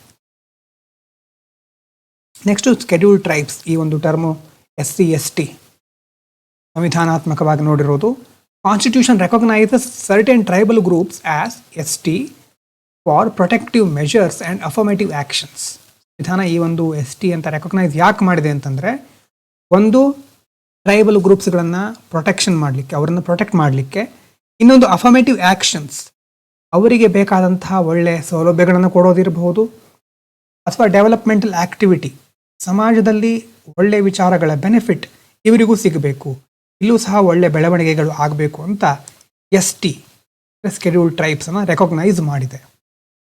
ಆದರೆ ಬ್ರಿಟಿಷರ ಒಂದು ಪರಿಣಾಮ ಏನಾಯಿತು ಅಂತ ನೋಡಿ, colonial impact on tribes. British colonial policies disrupted tribal life significantly. 1927ರಲ್ಲಿ ಟ್ರೈಬಲ್ ಪೀಪಲ್ಗಳಿಗೆ ಫಾರೆಸ್ಟ್ ಆಕ್ಸೆಸ್ಸೇ ಇಲ್ಲ ಅನ್ನೋ ರೀತಿ ಅವರು ಫಾರೆಸ್ಟ್ ಆ್ಯಕ್ಟ್ ತರ್ತಾರೆ. ಹೀಗಾಗಿ ಎಷ್ಟೋ ಟ್ರೈಬ್ಸ್ ಲೈವ್ಲಿಹುಡ್, ತಮ್ಮ ಜೀವನೋಪಾಯ ಹೇಗೆ ನಿರ್ವಹಿಸೋದು, ಮತ್ತು ಡಿಸ್ಪ್ಲೇಸ್ಮೆಂಟ್, ಒಂದು ಪ್ರದೇಶದಿಂದ ಇನ್ನೊಂದು ಪ್ರದೇಶಕ್ಕೆ ಸ್ಥಳಾಂತರಗೊಳ್ಳೋದು, ಮತ್ತು ಟ್ರೆಡಿಷನಲ್ ಪ್ರಾಕ್ಟೀಸ್ಗಳನ್ನು ಕ್ರಿಮಿನಲೈಸ್ ಮಾಡೋದು. ಅವ್ರು ಏನು ಮಾಡ್ಕೊಂಡು ಬಂದಿದ್ದರೋ ಅದು ಸರಿಯಲ್ಲ, ಅದು ಅಪರಾಧ ರೀತಿ ಬ್ರಿಟಿಷರು ಹಾಗೆ ನಡೆಸ್ಕೊಳ್ತಾರೆ. ಅದ್ರ ಜೊತೆ ಕ್ರಿಶ್ಚಿಯನ್ ಮಿಷನರಿ ಅವರು ಬಂದು education, health care, religious conversion, tribal ಏರಿಯಾಗಳಲ್ಲಿ ಈ ಥರ ಕನ್ವರ್ಷನನ್ನು ನಡೆಸ್ಕೊಂಡು ಬರ್ತಾರೆ. ಇದಾದಮೇಲೆ ಕ್ರಿಮಿನಲ್ ಟ್ರೈಬ್ಸ್ ಆ್ಯಕ್ಟ್ ಅಂತ ತಂದು ಈ ಕೆಲವೊಂದು ಟ್ರೈಬ್ಸ್ಗಳನ್ನು ಕ್ರಿಮಿನಲ್ಸ್, ಕಂಪ್ಲೀಟಾಗಿ ಇವರು ಕ್ರಿಮಿನಲ್ ಅನ್ನೋ ರೀತಿ ಅನ್ಫೇರ್ಲಿ ಟ್ರೀಟ್ ಮಾಡ್ತಾರೆ. ಹೀಗಾಗಿ ಆ ಒಂದು ಸ್ಟಿಗ್ಮಾ, ಕಳಂಕ ಮತ್ತು ಡಿಸ್ಕ್ರಿಮಿನೇಷನ್, ತಾರತಮ್ಯ ಟ್ರೈಬಲ್ ಪೀಪಲ್ಗಳಿಗೆ ಸಂಬಂಧಪಟ್ಟ ಹಾಗೆ ಮುಂದುವರ್ಕೊಂಡು ಬಂದಿತ್ತು. ಆಮೇಲೆ ಇಂಡಿಪೆಂಡೆನ್ಸ್ ಸಿಕ್ತು. ನಮಗೆ ಇಂಡಿಪೆಂಡೆನ್ಸ್ ಸಿಕ್ಕಿದ ಮೇಲೆ ಟ್ರೈಬಲ್ ಇಂಟಿಗ್ರೇಷನ್ ಮಾಡಿಕೊಳ್ಳಿಕ್ಕೆ ಮುಖ್ಯವಾಗಿ ಜವಾಹರ್ಲಾಲ್ ನೆಹರು ಅವರು ಟ್ರೈಬಲ್ ಪಂಚಶೀಲ್ ಅನ್ನೋದನ್ನು ತರ್ತಾರೆ. ಅಂದರೆ ಅದು ಮುಖ್ಯವಾಗಿ ಇದೆಲ್ಲಾದರೂ ಅದರಲ್ಲಿ ಟ್ರೈಬಲ್ ಪೀಪಲ್ಗಳಿಗೆ ರೆಸ್ಪೆಕ್ಟ್ ಕೊಡೋದು, ಅವರ ಕಲ್ಚರನ್ನು ಗೌರವಿಸೋದು, ಮತ್ತು ಫೋರ್ಸ್ಡ್ ಅಸಿಮಿಲೇಷನ್ ಅಂತಂದರೆ ಈಗ ನಮ್ಮ ಸಮಾಜದಲ್ಲಿ ಅವರನ್ನು ಕರೆತಂದು ನೀವು ನಾವು ಬದುಕಿದಾಗೆ ಬದುಕಬೇಕು, ಫೋರ್ಸ್ಫುಲ್ಲಾಗಿ ಅಸಿಮಿಲೇಟ್ ಮಾಡೋದು, ನಮ್ಮ ಥರನೇ ಇರಿ ನೀವು ಅಂತ ಹೇಳೋದು, ಆ ಫೋರ್ಸ್ಡ್ ಅಸಿಮಿಲೇಷನ್ನ ಅವಾಯ್ಡ್ ಮಾಡೋದು, ಆ ಥರ ಮಾಡಬಾರ್ದು. To promote gradual development. ಇವಾಗ ಸಡನ್ನಾಗಿ ಒಂದೇ ಸಾರಿ ಟ್ರೈಬಲ್ ಪೀಪಲ್ಗಳಿಗೆ ನಾಳೆಯಿಂದ ನೀವು ಮೊಬೈಲ್ ಬಳಸಬೇಕು ಅಂದರೆ ಅವ್ರಿಗೆ ಗೊತ್ತಿರೋದಿಲ್ಲ ಅಂತ ಇಟ್ಕೊಳ್ಳೋಣ. ಮೊಬೈಲು, ಇಂಟರ್ನೆಟ್ಟು ಈ ಥರ ವಿಚಾರಗಳು ಅವರಿಗೆ ಬೇರೆದೇ ವ್ಯವಸ್ಥೆಗಳಿರ್ಬೋದು. ನಾವು ಹೋಗಿ ಅವ್ರ ಕೈಲಿ ಕೊಟ್ಟು ನಾಳೆಯಿಂದ ಇದನ್ನು ಯೂಸ್ ಮಾಡಿ ಅಂದರೆ ಆಗೋದಿಲ್ಲ ಅಷ್ಟು ಸುಲಭವಾಗಿ. ಆದರೆ ನಾವು ಇದನ್ನು ಸರಿಯಾದ ಒಳ್ಳೆಯ ಉದ್ದೇಶಕ್ಕೋಸ್ಕರ ಮಾಡ್ತಿದ್ದೀವಿ ಅನ್ನೋದು ನಾವು ಕೇಳ್ಕೊಳ್ಬೇಕು. ಮೊಬೈಲ್ ಅನ್ನೋದು ಒಂದು ಎಕ್ಸಾಂಪಲ್ ಅಷ್ಟೇ. ಅಂದರೆ ಆ್ಯಕ್ಚುಲಿ ಟ್ರೈಬಲ್ ಡೆವಲಪ್ಮೆಂಟ್ ಅಂತಂದರೆ ಏನು? ಇವಾಗಲೂ ಅವರನ್ನು ನಾವು ಡೆವಲಪ್ ಮಾಡ್ತಾ ಇದ್ದೀವಾ, ಅಥವಾ ನಾವು ಅಂದ್ಕೊಂಡಿರೋ ಡೆವಲಪ್ಮೆಂಟ್ ಅವರಿಗೂ ಹೋಲಿಕೆ ಆಗುತ್ತೆ, ಅವರು ಅದನ್ನೇ ಫಾಲೋ ಮಾಡಲಿ ಅಂತ ಫೋರ್ಸ್ ಮಾಡ್ತಾ ಇದ್ದೀವಾ? ಅದನ್ನು ನೋಡ್ಕೋಬೇಕಾಗತ್ತೆ. ಡೆವಲಪ್ಮೆಂಟ್ ಅಂತ ಆದರೂ ನಾವು ಸಡನ್ನಾಗಿ ಮಾಡಲಿಕ್ಕಾಗಲ್ಲ, ಗ್ರ್ಯಾಜುವಲ್ ಆಗಿ ಮಾಡಬೇಕಾಗತ್ತೆ. ಇಂದು ಟ್ರೈಬಲ್ ಪೀಪಲ್ ಏನೇನು ಇಶ್ಯೂಗಳನ್ನು ಫೇಸ್ ಮಾಡ್ತಾ ಇದ್ದಾರೆ ಅಂತಂದರೆ, ಡ್ಯಾಮ್ಸು, ಮೈನ್ಸು, ಇಂಡಸ್ಟ್ರಿಗಳನ್ನು ಬಿಲ್ಡ್ ಮಾಡಬೇಕಾದ್ರೆ ಅವರನ್ನು ಡಿಸ್ಪ್ಲೇಸ್ ಮಾಡ್ತಾರೆ, ಸ್ಥಳಾಂತರಿಸ್ತಾರೆ. ಮತ್ತು ವೈಲ್ಡ್ ಲೈಫ್ ರಿಸರ್ವ್ ಇದನ್ನು ಬಿಲ್ಡ್ ಮಾಡಬೇಕಾದ್ರೆ, ನಿರ್ಮಿಸಬೇಕಾದ್ರೆ, ಮತ್ತು ಈಗ ರಿಸೋರ್ಸ್ ಕಾನ್ಫ್ಲಿಕ್ಟ್ ಅಂತಂದರೆ ಈಗ minerals, forest, water resource, tribal ಲ್ಯಾಂಡ್ಗಳೆಲ್ಲ ಇದರಲ್ಲಿ ರಿಚ್ ಇರುತ್ತೆ. ಡೆವಲಪ್ಮೆಂಟ್ ಪ್ರಾಜೆಕ್ಟ್ಗಳಿಗೆ ಈ ರಿಸೋರ್ಸ್ಗಳು ಬೇಕು.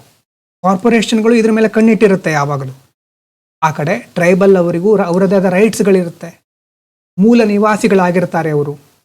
ಹಾಗಾಗಿ ಒಂದು ಕಡೆ ಟ್ರೈಬಲ್ ಪೀಪಲ್, ಇನ್ನೊಂದು ಕಡೆ ಕಾರ್ಪೊರೇಟ್ ಡೆವಲಪ್ಮೆಂಟ್ ಪ್ರಾಜೆಕ್ಟ್ಗಳ ನಡುವೆ ಕಾನ್ಫ್ಲಿಕ್ಟ್ ಕ್ರಿಯೇಟ್ ಆಗುತ್ತೆ. ಇನ್ನು ಬ್ಯೂರೋಕ್ರಾಟಿಕ್ ಅಪತಿ, ಸರ್ಕಾರ ಯೋಜನೆಗಳನ್ನು ತಂದಿದ್ರೂ ಸಹ ಇಂಪ್ಲಿಮೆಂಟ್ ಮಾಡಬೇಕಾದ್ರೆ ಬ್ಯೂರೋಕ್ರಾಟ್ಸ್ಗಳು ಅದನ್ನು ನಿರ್ಲಕ್ಷ್ಯ ಮಾಡಿಬಿಡ್ತಾರೆ, ಅದನ್ನು ಸರಿಯಾಗಿ ಗಣನೆಗೆ ತೆಗೆದುಕೊಳ್ಳೋದಿಲ್ಲ. Poor implementation of welfare schemes and lack of participation. ಅವ್ರನ್ನ ಇದರಲ್ಲಿ ಒಳಗೊಳಿಸ್ಕೊಳ್ಳೋಣ, ಅವರಿಗೂ ಅವಕಾಶ ಕೊಡೋಣ, ಪಾರ್ಟಿಸಿಪೇಷನ್ ಬೇಕು ಅಂತ ಬ್ಯೂರೋಕ್ರಾಟ್ಸ್ಗಳು ಒಂದು ಹೆಜ್ಜೆ ಮುಂದೆ ಇಡೋದಿಲ್ಲ. ಮೊದಲು ನೋಡಿದರೆ ನಾವು ತುಂಬ ಮೂಮೆಂಟ್ಗಳು ಆಗಿದೆ.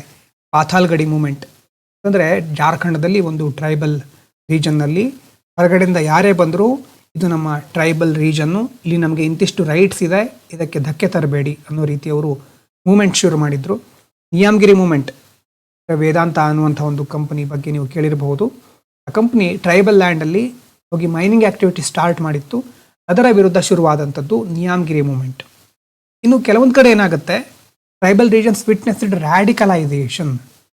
ತುಂಬ ಎಕ್ಸ್ಪ್ಲಾಯ್ಟೇಷನ್ ಆಗ್ತಾ ಇದ್ದರೆ, ಡಿಸ್ಪ್ಲೇಸ್ಮೆಂಟ್ ಆಗ್ತಾ ಇದ್ದರೆ ಅವರಿಗೇನನ್ಸುತ್ತೆ, ಸರ್ಕಾರ ಇರೋದು ನಮ್ಮನ್ನು ತುಳಿಲಿಕ್ಕೆ, ನಮ್ಮ ಮೇಲೆ ದೌರ್ಜನ್ಯ ಮಾಡಲಿಕ್ಕೆ, ಗವರ್ನೆನ್ಸ್ ಫೇಲ್ಯೂರ್ ಎಲ್ಲದರಿಂದಾಗಿ ಟ್ರೈಬಲ್ಸ್ ಏನಾಗ್ತಾ ಇದ್ದಾರೆ, ನಕ್ಸಲಿಸಮ್ ಕಡೆ ಒಲವು ತೋರೋದು, ಅದು ಸಹ ನಾವು ನೋಡ್ತಾ ಇದ್ದೀವಿ.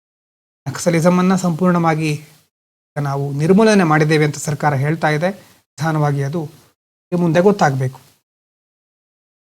ಸೊ ಈ ಫೀಚರ್ ಅರ್ಥ ಆಗಿದೆ ಅಲ್ವಾ? ಫೀಚರ್ 12 ಯಾವುದು ಇದು? Feature 12 heterogeneity of caste and tribes. Caste ಮತ್ತು ಟ್ರೈಬಲ್ಲು ಹೆಟ್ರೋಜಿನಿಟಿ ಇದೆ, ಆ ಡೈವರ್ಸಿಟಿ ಇದೆ ಅಂತ ಹೇಳಬಹುದು. ಇದರಲ್ಲಿ ಬಂದಿರೋ ಕಾನ್ಸೆಪ್ಟು ಅರ್ಥ ಆಗಿರ್ಬೋದು ಅಂದ್ಕೊಳ್ತೇನೆ. ಈ ತನಕ ಏನೇನು ಟಾಪಿಕ್ ನೋಡಿದ್ರಿ, ಫೀಚರ್ಸ್ ನೋಡಿದ್ರಿ, ನೆನ್ಪು ಮಾಡ್ಕೊಳ್ಳಿ ಒಂದು ಸಾರಿ. ಏನಾ? ಎಸ್. ನೆಕ್ಸ್ಟ್ ಫೀಚರ್ ನೋಡಿ, feature 13, dual patriarchy in India. Patriarchy ಅನ್ನುವ ಶಬ್ದದ ಅರ್ಥ ನಿಮ್ಗೆ ಈಗಾಗಲೇ ಗೊತ್ತಿದೆ, ಪುರುಷ ಪ್ರಧಾನ, ಪಿತೃಪ್ರಧಾನ ವ್ಯವಸ್ಥೆ. ಆದರೆ ನಮ್ಮ ದೇಶದಲ್ಲಿ 2 ಆಯಾಮಗಳಿದೆ ಪ್ಯಾಟ್ರಿಯಾರ್ಕಿಗೂ. ಒಂದು ಇಕನಾಮಿಕ್, ಇನ್ನೊಂದು ಕಲ್ಚರಲ್.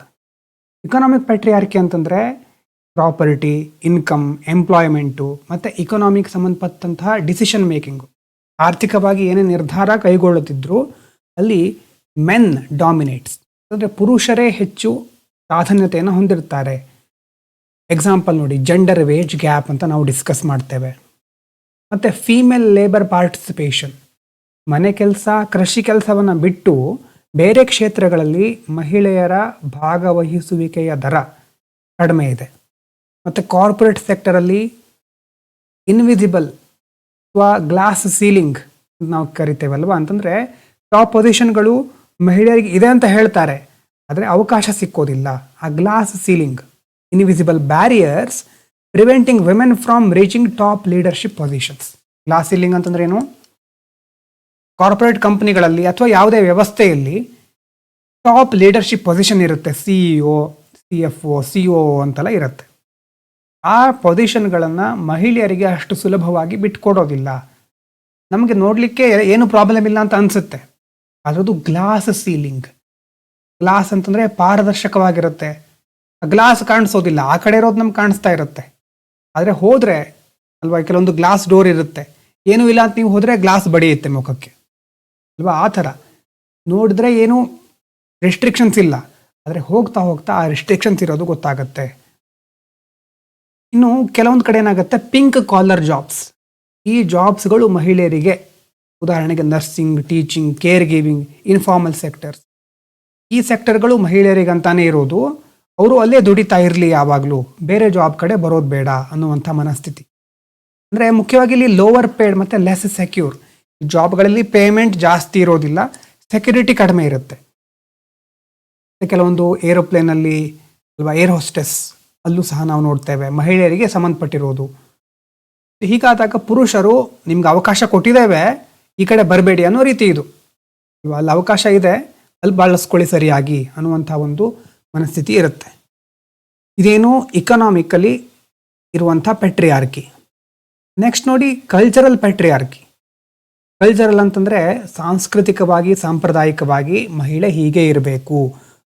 ಸೆಕ್ಷುವಾಲಿಟಿ ಬಗ್ಗೆ, ಮ್ಯಾರೇಜ್ ಬಗ್ಗೆ, ಮೊಬಿಲಿಟಿ ಬಗ್ಗೆ ಮಹಿಳೆಯರಿಗೆ ಸಂಬಂಧಪಟ್ಟಂತಹ ರಿಸ್ಟ್ರಿಕ್ಷನ್ಸ್, ರೂಲ್ಸ್. ಉದಾಹರಣೆಗೆ ಈ ಎಲ್ಲ ಕಂಟ್ರೋಲ್ ಮಾಡೋದಾಯಿತು. ನೆಕ್ಸ್ಟ್ ಆನರ್ ರಿಲೇಟೆಡ್ ರಿಸ್ಟ್ರಿಕ್ಷನ್ಸ್, ಮಹಿಳೆ ಅಂತಂದರೆ ಹೀಗೆ ಇರಬೇಕು, ಅಥವಾ ಕುಟುಂಬದ ಗೌರವ ಉಳಿಸ್ಕೊಂಡು ಹೋಗಬೇಕು, ನೀನು ಹೀಗೆ ಇರಬೇಕು.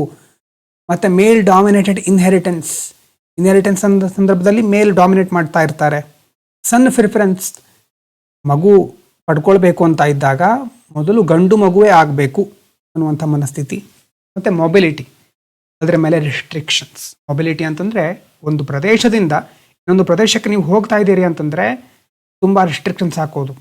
ಸೇಫ್ಟಿ ಇಂಪಾರ್ಟೆಂಟೇ, ಸೇಫ್ಟಿಯನ್ನು ಕಾರಣ ಕೊಟ್ಕೊಂಡು ಎಲ್ಲೂ ಹೋಗ್ಲಿಕ್ಕೆ ಬಿಡದೇ ಇರೋದು. ಸೆಕ್ಯೂರಿಟಿ ಕೊಡಬೇಕು ಹೊರತು ಮೊಬಿಲಿಟಿಯನ್ನೇ ಬ್ಯಾನ್ ಮಾಡಬಾರ್ದು. ರಿಸ್ಟ್ರಿಕ್ಷನ್ಸ್ ಸಹ ಇರುತ್ತೆ. ಇದು ಎರಡು ಥರ ಪೆಟ್ರಿಯಾರ್ಕಲ್ಲು ಇದೆ ಡೈಮೆನ್ಷನ್ನು. ಒಂದು ಇಕನಾಮಿಕಲ್ಲು, ಇನ್ನೊಂದು ಕಲ್ಚರಲ್ಲು. ಇದು ರಿಲಿಜನ್ ಸಹ ಕನೆಕ್ಟ್ ಮಾಡುತ್ತೆ ಅಲ್ವಾ. Traditional interpretations of religion sometimes reinforce male authority. ಕೆಲವೊಂದು ಧರ್ಮಗಳಲ್ಲಿ ಪುರುಷರೇ ಪ್ರಮುಖವಾದ ಕೆಲಸಗಳನ್ನು ಮಾಡಬೇಕು, ಪುರುಷರು ಮಾಡುವಂಥ ಕೆಲಸ ಮಾತ್ರ ಪ್ರಮುಖವಾಗಿದ್ದು ಅನ್ನೋ ರೀತಿ ಆ ಒಂದು ಮೈಂಡ್ಸೆಟ್ ಬಂದಿದೆ. Restrictions on women's entry into certain religious place. ಕೆಲವೊಂದು ಧಾರ್ಮಿಕ ಕೇಂದ್ರಗಳಲ್ಲಿ, ಸ್ಥಳಗಳಲ್ಲಿ ಮಹಿಳೆಯರಿಗೆ ಪ್ರವೇಶ ಇಲ್ಲದೆ ಇರೋದು, ಮೆನ್ಸ್ಟ್ರುವಲ್ ಸೈಕಲ್ ಟೈಮ್ನಲ್ಲಿ, ಅದೆಲ್ಲ ನೀವು ನೋಡ್ತಾ ಇದ್ದೀರಿ. ಇನ್ನು ಕಂಟೆಂಪ್ರರಿ ಚೇಂಜಸ್ ಏನು, ಈಗ ಆಗ್ತಾ ಇರೋ ಬದಲಾವಣೆಗಳೇನು? ಮಹಿಳೆಯರಿಗೆ ಶಿಕ್ಷಣ ಸಿಗ್ತಾ ಇದೆ, ಪೊಲಿಟಿಕಲ್ ರೆಪ್ರೆಸೆಂಟೇಷನ್ ಮತ್ತು ಲೀಗಲ್ ರಿಫಾರ್ಮ್ಸ್ಗಳಾಗ್ತಾ ಇದೆ, ಫೆಮಿನಿಸ್ಟ್ ಮೂವ್ಮೆಂಟ್ಗಳು ನಾವು ನೋಡ್ತಾ ಇದ್ದೇವೆ ಜಾಸ್ತಿ. ಇಷ್ಟೆಲ್ಲ ಆಗ್ತಾ ಇದ್ರೂ ಸಹ ಚಾಲೆಂಜಸ್ಸು ಇದೆ ಅಲ್ವಾ. ವೈಲೆನ್ಸ್ ಇನ್ನೂ ಕಡಿಮೆ ಆಗಿಲ್ಲ. ವರ್ಕ್ ಪ್ಲೇಸಲ್ಲಿ ಅಥವಾ ಎಲ್ಲೇ ಆಗಿರಲಿ ವೈಲೆನ್ಸನ್ನು ನಾವು ನೋಡ್ತಾ ಇದ್ದೇವೆ. ಡಿಸ್ಕ್ರಿಮಿನೇಷನ್ ಜೊತೆಗಿದೆ. ಕೇರ್ ವರ್ಕ್, ಮಹಿಳೆಯರು ಯಾವುದು ಮನೆ ಕೆಲಸ ಅಂತ ದಿನವಿಡೀ ಮಾಡ್ತಾ ಇರ್ತಾರೋ ಅದನ್ನು ವರ್ಕ್ ಅಂತಾನೆ ಕನ್ಸಿಡರ್ ಮಾಡೋದಿಲ್ಲ. ಅದೆಲ್ಲ ಏನು ಕೆಲಸ, ಮತ್ತು ಅದಕ್ಕೆ ಸಂಬಳನೂ ಇರೋದಿಲ್ಲ. ಮತ್ತು ಅದರಲ್ಲೂ ಆನ್ಲೈನ್ ಮೀಡಿಯಾ, ಸೋಷಿಯಲ್ ಮೀಡಿಯಾ ಬಂದ ಮೇಲೆ ಸೈಬರ್ ಹ್ಯಾರಾಸ್ಮೆಂಟ್, ಸೋಷಿಯಲ್ ಮೀಡಿಯಾದಲ್ಲಿ ಮಹಿಳೆಯನ್ನೇ ಗುರಿಯಾಗಿಟ್ಟುಕೊಂಡು ಕಮೆಂಟ್ ಮಾಡೋದು ಅಥವಾ ಅಲ್ಲೂ ಸಹ ಬೇರೆ ಬೇರೆ ದೌರ್ಜನ್ಯ ಎಸಗೋದು, ಅದು ಸಹ ಜಾಸ್ತಿ ಆಗ್ತಾ ಬಂದಿದೆ. ಈ ಪೆಟ್ರಿಯಾರ್ಕಿಯಲ್ಲೂ ಇದೆಲ್ಲ ನಾವು ನೋಡ್ಬೋದು. ಇಕನಾಮಿಕ್ ಪೆಟ್ರಿಯಾರ್ಕಿ, ಒಂದು ಕಲ್ಚರಲ್ ಪೆಟ್ರಿಯಾರ್ಕಿ ರಿಲಿಜನಿಗೂ ಕನೆಕ್ಟ್ ಆಗ್ತಾ ಇದೆ. ಮತ್ತು ಇದರಲ್ಲಿ ಏನು ಪಾಸಿಟಿವ್ ಏನು ಚಾಲೆಂಜ್ ಎರಡೂ ಗೊತ್ತಿದ್ದರೆ ಆನ್ಸರ್ ರೈಟಿಂಗಲ್ಲಿ ಹೆಲ್ಪ್ ಆಗುತ್ತೆ. ಗೊತ್ತಾಗಿರ್ಬೋದು ಅಂದ್ಕೊಳ್ತೇನೆ ಈ ಒಂದು ಫೀಚರ್. ನೆಕ್ಸ್ಟ್ ಫೀಚರ್ ನೋಡಿ, next feature 14, syncretic nature of Indian society. Syncretism ಈ ಶಬ್ದ ಒಂದು ಸಾರಿ ಬಂದಿತ್ತು, ನಾನು NCERT ಕ್ಲಾಸ್ ಮಾಡಬೇಕಾದ್ರೆ ಇದನ್ನು ಹೇಳಿದ್ದೆ. Indian society has strong syncretic tradition. ಏನು ಸಿಂಕ್ರೆಟಿಕ್ ಅಂತಂದರೆ, ಸಿಂಕ್ರೆಟಿಸಮ್ ಅಂತಂದರೆ ಏನು? Syncretism refers to the blending of cultures, beliefs, traditions and artistic styles. ದೇಶದಲ್ಲಿ ಒಂದೇ ರೀತಿ ಯೂನಿಫಾರ್ಮಿಟಿ ಇಲ್ಲ, ಡೈವರ್ಸಿಟಿ ತುಂಬ ಇದೆ. ಆದರೆ ಡೈವರ್ಸಿಟಿ ಇದೆ ಅಂದ ಮಾತ್ರಕ್ಕೆ ಎಲ್ಲ ಹೇಗೋ ಎಲ್ಲೆಲ್ಲೋ ಇಲ್ಲ, ಅದರಲ್ಲೂ ಸಹ ಒಂದು ಬ್ಲೆಂಡಿಂಗನ್ನು ನಾವು ನೋಡಬಹುದು. ಉದಾಹರಣೆಗೆ ನೋಡಿ, ಇಂಡೋ ಇಸ್ಲಾಮಿಕ್ ಆರ್ಕಿಟೆಕ್ಚರ್. ಭಾರತದ ಕೊಡುಗೆನೂ ಇದೆ, ಇಸ್ಲಾಮಿಕ್ ಆರ್ಕಿಟೆಕ್ಚರ್ ಅಂದರೆ ಇಂಡೋ ಇಸ್ಲಾಮಿಕ್, ಅದರಲ್ಲಿ ನಮ್ಮ ದೇಶದ್ದು ಬೇರೆ ಬೇರೆ ಪ್ರದೇಶದ್ದು ಮಿಕ್ಸ್ ಆಗ್ತಾ ಇದೆ, ಬ್ಲೆಂಡ್ ಆಗ್ತಾ ಇದೆ, ಅದು ಸಿಂಕ್ರೆಟಿಕ್ ನೇಚರ್. ಅಥವಾ India civilisation evolve through continuous cultural interaction. ಒಂದೇ ಕಲ್ಚರ್ ಎಲ್ಲ ಕಡೆ ಇಲ್ಲ, ಇನ್ನೊಂದು ಕಲ್ಚರಿಂದ, ಇನ್ನೊಂದು ಬಿಲೀಫ್ಸಿಂದ, ಇನ್ನೊಂದು ಟ್ರೆಡಿಷನ್ನಿಂದ, ಇನ್ನೊಂದು ಆರ್ಟಿಂದ ನಾವು ಕೆಲವು ವಿಚಾರಗಳನ್ನು ಪಡ್ಕೊಳ್ತೇವೆ. ನಮ್ಮ ವಿಚಾರವನ್ನು ಆ ಆರ್ಟಿಗೆ ವಿನಿಮಯ ಮಾಡಿಕೊಳ್ತೇವೆ. ವಿನಿಮಯ ಮಾಡಿಕೊಳ್ಳೋದ್ರಿಂದ ಬ್ಲೆಂಡ್ ಆಗುತ್ತೆ, ಅದು ಸಿಂಕ್ರೆಟಿಸಮ್. ತಾಜ್ ಮಹಲ್ ಅಲ್ಲಿ Persian, Central Asian, Indian architecture elements ಮೂರೂ ಇದೆ. ಭಕ್ತಿ ಮತ್ತು ಸೂಫಿ ಟ್ರೆಡಿಷನ್ ಅಂತ ಬರುತ್ತೆ, ಆರ್ಟ್ ಆ್ಯಂಡ್ ಕಲ್ಚರಲ್ಲೂ ಬರುತ್ತೆ. ಅದರ ಜೊತೆ ಹಿಸ್ಟ್ರಿಯಲ್ಲಿ ಅಲ್ಲಿ spiritual unity, devotion, communal harmony. ಇದು ಒಂದೇ ಧರ್ಮದ ವಿಚಾರಗಳಲ್ಲ, ಬೇರೆ ಬೇರೆ ಧರ್ಮಗಳಿಂದ ಎರವಲು ಪಡ್ಕೊಂಡು ಒಂದು ಒಳ್ಳೆಯ ಮಿಕ್ಸ್ಚರ್ ಆಗ್ತಾ ಇದೆ ಇಲ್ಲಿ. Kabir ಎಂಪಸೈಸ್ಡ್ unity beyond religious divisions. ಒಳ್ಳೊಳ್ಳೆ ದಾರ್ಶನಿಕರು ಸಹ ನಮ್ಮ ದೇಶದಲ್ಲಿ ಆಗಿ ಹೋಗಿದ್ದಾರೆ, ಅವರು ಸಹ ಈ ಸಿಂಕ್ರೆಟಿಸಮ್ ಬಗ್ಗೆ ಹೆಚ್ಚು ಮಹತ್ವವನ್ನು ಕೊಟ್ಟಿದ್ದಾರೆ. ರಿಲಿಜಿಯಸ್ ಡಿವಿಷನನ್ನು ಮೀರಿ ನಾವು ಒಂದಾಗಿರಬೇಕು ಅನ್ನುವಂಥ ಒಂದು ಮೆಸೇಜ್. ಅಲ್ಲಿ ಮಾತ್ರ ಅಲ್ಲ, ಈಗ ಕಾಮನ್ ಫೆಸ್ಟಿವಲ್, ಎಷ್ಟೋ ಪ್ರದೇಶಗಳಲ್ಲಿ ಹಿಂದೂ ಹಬ್ಬಗಳನ್ನು ಮುಸ್ಲಿಮರು ಒಟ್ಟಿಗೆ ಆಚರಿಸ್ತಾರೆ. ಇದು ಚೌತಿ, ಗಣೇಶನ ಹಬ್ಬ ಇರಬಹುದು. ಮುಸ್ಲಿಮರ ಕೆಲವೊಂದು ಧಾರ್ಮಿಕ ಆಚರಣೆಗಳಲ್ಲಿ ಹಿಂದೂಗಳು ಪಾಲ್ಗೊಳ್ತಾರೆ. ಮ್ಯೂಸಿಕ್, ಫುಡ್, ಆರ್ಟ್ ಫಾರ್ಮ್ಸ್, ಅಥವಾ ಇದೆಲ್ಲ ಇಂಟರಾಕ್ಷನಿಂದ ಆಗಿರೋದು. ಯಾವ ಜೊತೆ? Interaction among communities. ಬೇರೆ ಬೇರೆ ಸಮುದಾಯಗಳು, ಬೇರೆ ಬೇರೆ ಧರ್ಮ, ಜಾತಿ, ವರ್ಗಗಳು ಇಂಟ್ರಾಕ್ಟ್ ಮಾಡಿ ವಿಚಾರಗಳನ್ನು ವಿನಿಮಯ ಮಾಡಿಕೊಂಡು ಆ ಒಂದು ಬ್ಲೆಂಡಿಂಗಿಂದ ಆಗಿರೋದು ಸಿಂಕ್ರೆಟಿಸಮ್ ಅಂತ ನಾವು ಹೇಳ್ತೇವೆ. ಸಿಂಕ್ರೆಟಿಸಮ್ ಯಾಕೆ ಬೇಕು ಅಂತಂದರೆ, ಇದರಿಂದ ಹಾರ್ಮನಿ ಪ್ರಮೋಟ್ ಆಗುತ್ತೆ, ಸಮಾಜದಲ್ಲಿ ಸಾಮರಸ್ಯಕ್ಕೆ ಹೆಚ್ಚಿನ ಒತ್ತು ಸಿಗುತ್ತೆ. ಸಾಮರಸ್ಯ, ಒಳ್ಳೆ ವಿಚಾರಗಳನ್ನು ನೀವು ತಗೊಳ್ಳಿ, ನಮಗೂ ಕೊಡಿ, ನಾವು ಅದನ್ನು ಎಲ್ಲ ಪಾಲಿಸೋಣ, ಒಂದು ಸಾಮರಸ್ಯ ಬರುತ್ತೆ. ನಮಗೆ ಮಾತ್ರ ನೀವು ಇದನ್ನು ಫಾಲೋ ಮಾಡಬಾರ್ದು, ಅಥವಾ ನಿಮ್ದು ಯಾವುದು ಸರಿ ಇಲ್ಲ, ಈ ಥರ ಇದ್ದಿರೋದು ಸಿಂಕ್ರೆಟಿಸಮ್ ಅಲ್ಲ. ಸಾಮರಸ್ಯ ಆವಾಗ ಬರೋದಿಲ್ಲ. ಸಾಮರಸ್ಯ ಇದ್ದಾಗ ಕಾನ್ಫ್ಲಿಕ್ಟ್ ಕಡಿಮೆ ಆಗುತ್ತೆ ಅಲ್ವಾ, ಕಾನ್ಫ್ಲಿಕ್ಟ್ ರೆಡ್ಯೂಸ್ ಆಗುತ್ತೆ. ಇದರಿಂದ ನ್ಯಾಷನಲ್ ಯೂನಿಟಿ ಇನ್ನಷ್ಟು ಸ್ಟ್ರೆಂಥನ್ ಆಗುತ್ತೆ, ಇನ್ನಷ್ಟು ಬಲಗೊಳ್ಳುತ್ತೆ. ಮತ್ತು ಇಂಡಿಯಾ ಸಿವಿಲೈಸೇಷನ್ ಯಾವ ರೀತಿ ಎಲ್ಲರನ್ನ ಸ್ವೀಕರಿಸುವಂತಹ ಮನೋಭಾವ ಹೊಂದಿದೆ. ಯೂನಿವರ್ಸಲ್ ಟಾಲರೆನ್ಸ್, ಯೂನಿವರ್ಸಲ್ ಅಕ್ಸೆಪ್ಟೆನ್ಸ್, ಇದು ವಿವೇಕಾನಂದರು ಕೊಟ್ಟಿರುವಂಥ ಸಂದೇಶ, ಅಂದರೆ ಭಾರತದ ಒಂದು ಗುಣ ಅಂತ ಅವ್ರು ಹೇಳ್ತಾರೆ. ಯೂನಿವರ್ಸಲ್ ಟಾಲರೆನ್ಸ್ ಅಂತಂದರೆ ಯಾರೇ ಇರಲಿ, ಹೇಗೆ ಇರಲಿ, ನಾವು ಅದನ್ನು ಸಹಿಸ್ಕೊಳ್ತೇವೆ, ಒಪ್ಕೊಳ್ತೇವೆ. ಯೂನಿವರ್ಸಲ್ ಅಕ್ಸೆಪ್ಟೆನ್ಸ್, ಬೇರೆದನ್ನು ಅಷ್ಟು ಸುಲಭವಾಗಿ ಒಳ್ಳೆಯ ಮನೋಭಾವದಿಂದ ಸ್ವೀಕರಿಸೋದು ಸಹ ಭಾರತೀಯರ ಗುಣ. ಆ ಯೂನಿವರ್ಸಲ್ ಟಾಲರೆನ್ಸ್, ಯೂನಿವರ್ಸಲ್ ಅಕ್ಸೆಪ್ಟೆನ್ಸ್ ಇರೋದ್ರಿಂದ ಈ ಸಿಂಕ್ರೆಟಿಸಮ್ ಅನ್ನುವಂಥ ಒಂದು ಫೀಚರ್ ಚೆನ್ನಾಗಿ ಭಾರತದಲ್ಲಿ ನಾವು ನೋಡಬಹುದು. ಎಷ್ಟನೇ ಫೀಚರ್ ಇದು? ಫೀಚರ್ 14. ಮೊದಲಿನ 13 ಫೀಚರ್ಗಳು 14ರ ತನಕ ಹೇಳಲಿಕ್ಕೆ ಬರುತ್ತಾ, ಬರಲಿಕ್ಕೆ ಬರುತ್ತಾ? ಬಂದರೆ ಒಳ್ಳೆಯದು. ಇನ್ನು ನೆಕ್ಸ್ಟ್ ಫೀಚರ್ ಯಾವುದು? India land of religion and spirituality. ತುಂಬ ಜನರಿಗೆ ರಿಲಿಜನ್ ಬೇರೆ, ಸ್ಪಿರಿಚುವಾಲಿಟಿ ಬೇರೆ ಅಂತ ಗೊತ್ತಿಲ್ಲ. ಧರ್ಮ ಅಂದ ತಕ್ಷಣ ಅದು ಆಧ್ಯಾತ್ಮ ಅಂದ್ಕೊಂಡ್ಬಿಡ್ತಾರೆ. ಧರ್ಮ ಬೇರೆ, ಅಧ್ಯಾತ್ಮ ಬೇರೆ. So India is often described as deeply religious and spiritual civilisation. Religious ಹೌದು, ಧರ್ಮಗಳು ತುಂಬ ಇದೆ, ಧರ್ಮವನ್ನು ಪಾಲಿಸೋರು, ಅನುಸರಿಸುವವರು ತುಂಬ ಜನ ಇದ್ದಾರೆ. ಅದ್ರ ಜೊತೆ ಅಧ್ಯಾತ್ಮದ ಪಥದಲ್ಲಿ ಸಾಗುವವರಿಗೂ ಸಹ ಭಾರತ ಒಳ್ಳೆಯ ಅವಕಾಶವನ್ನು ಮಾಡಿಕೊಡ್ತಾ ಇದೆ. ರಿಲಿಜನ್ನಿಂದ culture, festival, social relation, moral values, politics ಮತ್ತು ದೈನಂದಿನ ಜೀವನ ಇದೆಲ್ಲ ಇನ್ಫ್ಲುಯೆನ್ಸ್ ಆಗ್ತಾ ಇದೆ. At the same time India also has rich tradition of spirituality that focus on inner realisation and personal experience. Religion community ಲೆವೆಲಲ್ಲಾದರೆ ಪರ್ಸ್ನಲ್ ಲೆವೆಲಲ್ಲಿ ಇರೋದು ಸ್ಪಿರಿಚುವಾಲಿಟಿ. ನೋಡಿ, ಆರ್ಗನೈಸ್ಡ್ ರಿಲಿಜನ್ ಇದೆ, ಫಿಲಾಸಾಫಿಕಲ್ ಇನ್ಕ್ವೈರಿ, ಜೀವನ ಯಾಕಿದೆ, ನಾವು ಯಾಕೆ ಬಂದಿದ್ದೇವೆ, ತುಂಬ ಪ್ರಶ್ನೆಗಳು ಬರ್ತಾವಲ್ವ ಫಿಲಾಸಫಿಕಲ್ ಆಗಿ. ಮತ್ತು ಸ್ಪಿರಿಚುವಲ್ ಎಕ್ಸ್ಪ್ಲೋರೇಷನ್, ಯಾರು ಯಾವ ರೀತಿ ಬೇಕಾದರೂ ತಮ್ಮ ರಿಲಿಜನನ್ನು ಎಕ್ಸ್ಪ್ಲೋರ್ ಮಾಡಬಹುದು. ಎಕ್ಸ್ಪ್ಲೋರ್ ಬೇರೆ, ಎಕ್ಸ್ಪ್ಲೋರ್ ಮಾಡಬಹುದು, ಒಳ್ಳೆಯ ಆಚರಣೆಗಳನ್ನು ತಿಳಿಸ್ಕೋಬಹುದು, ಬೇರೆಯವರಿಗೂ ತಿಳಿಸ್ಬೋದು. ಇಲ್ಲಿ ನೋಡಿ ಕರೆಕ್ಟಾಗಿ ರಿಲಿಜನ್ ಆ್ಯಂಡ್ ಸ್ಪಿರಿಚುವಾಲಿಟಿ, ರಿಲಿಜನ್ ಮತ್ತು ಸ್ಪಿರಿಚುವಾಲಿಟಿ ನಡುವೆ ಏನು ಡಿಫ್ರೆನ್ಸ್ ಅಂತ. ರಿಲಿಜನ್ ನೋಡಿ ಆರ್ಗನೈಸ್ಡ್ ಬಿಲೀಫ್ ಸಿಸ್ಟಮ್.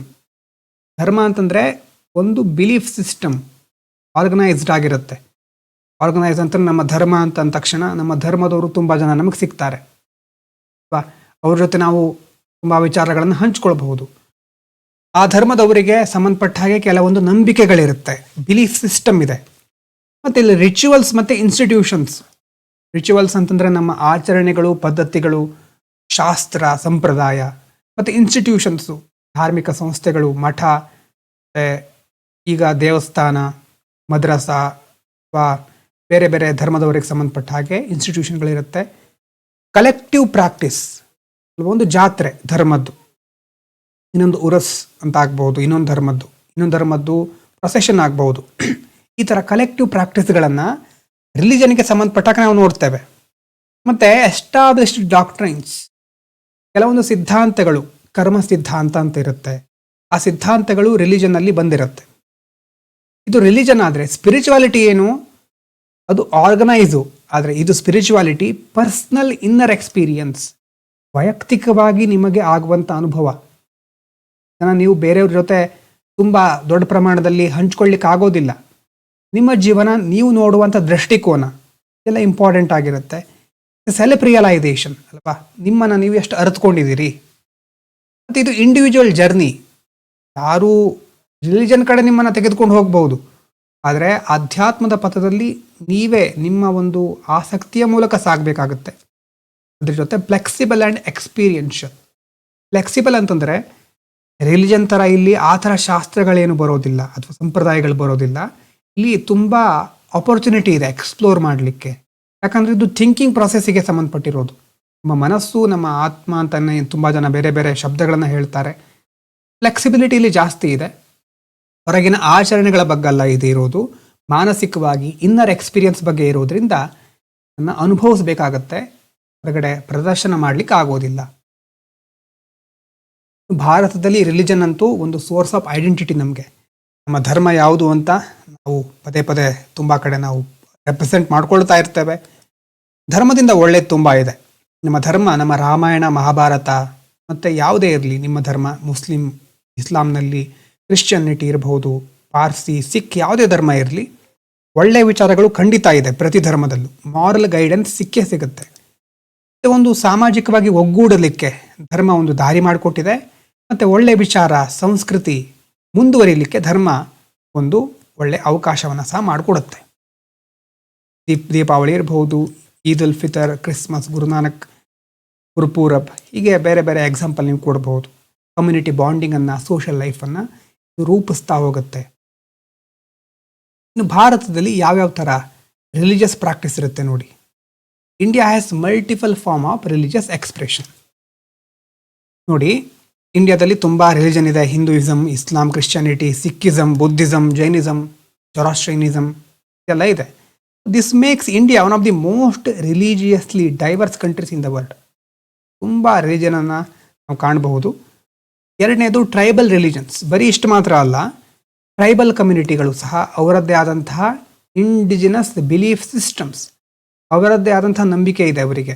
ಯಾವುದ್ರ ಜೊತೆ ಕನೆಕ್ಟ್ ಆಗುತ್ತೆ ಅಂತಂದರೆ nature, ancestor, forest and spirit.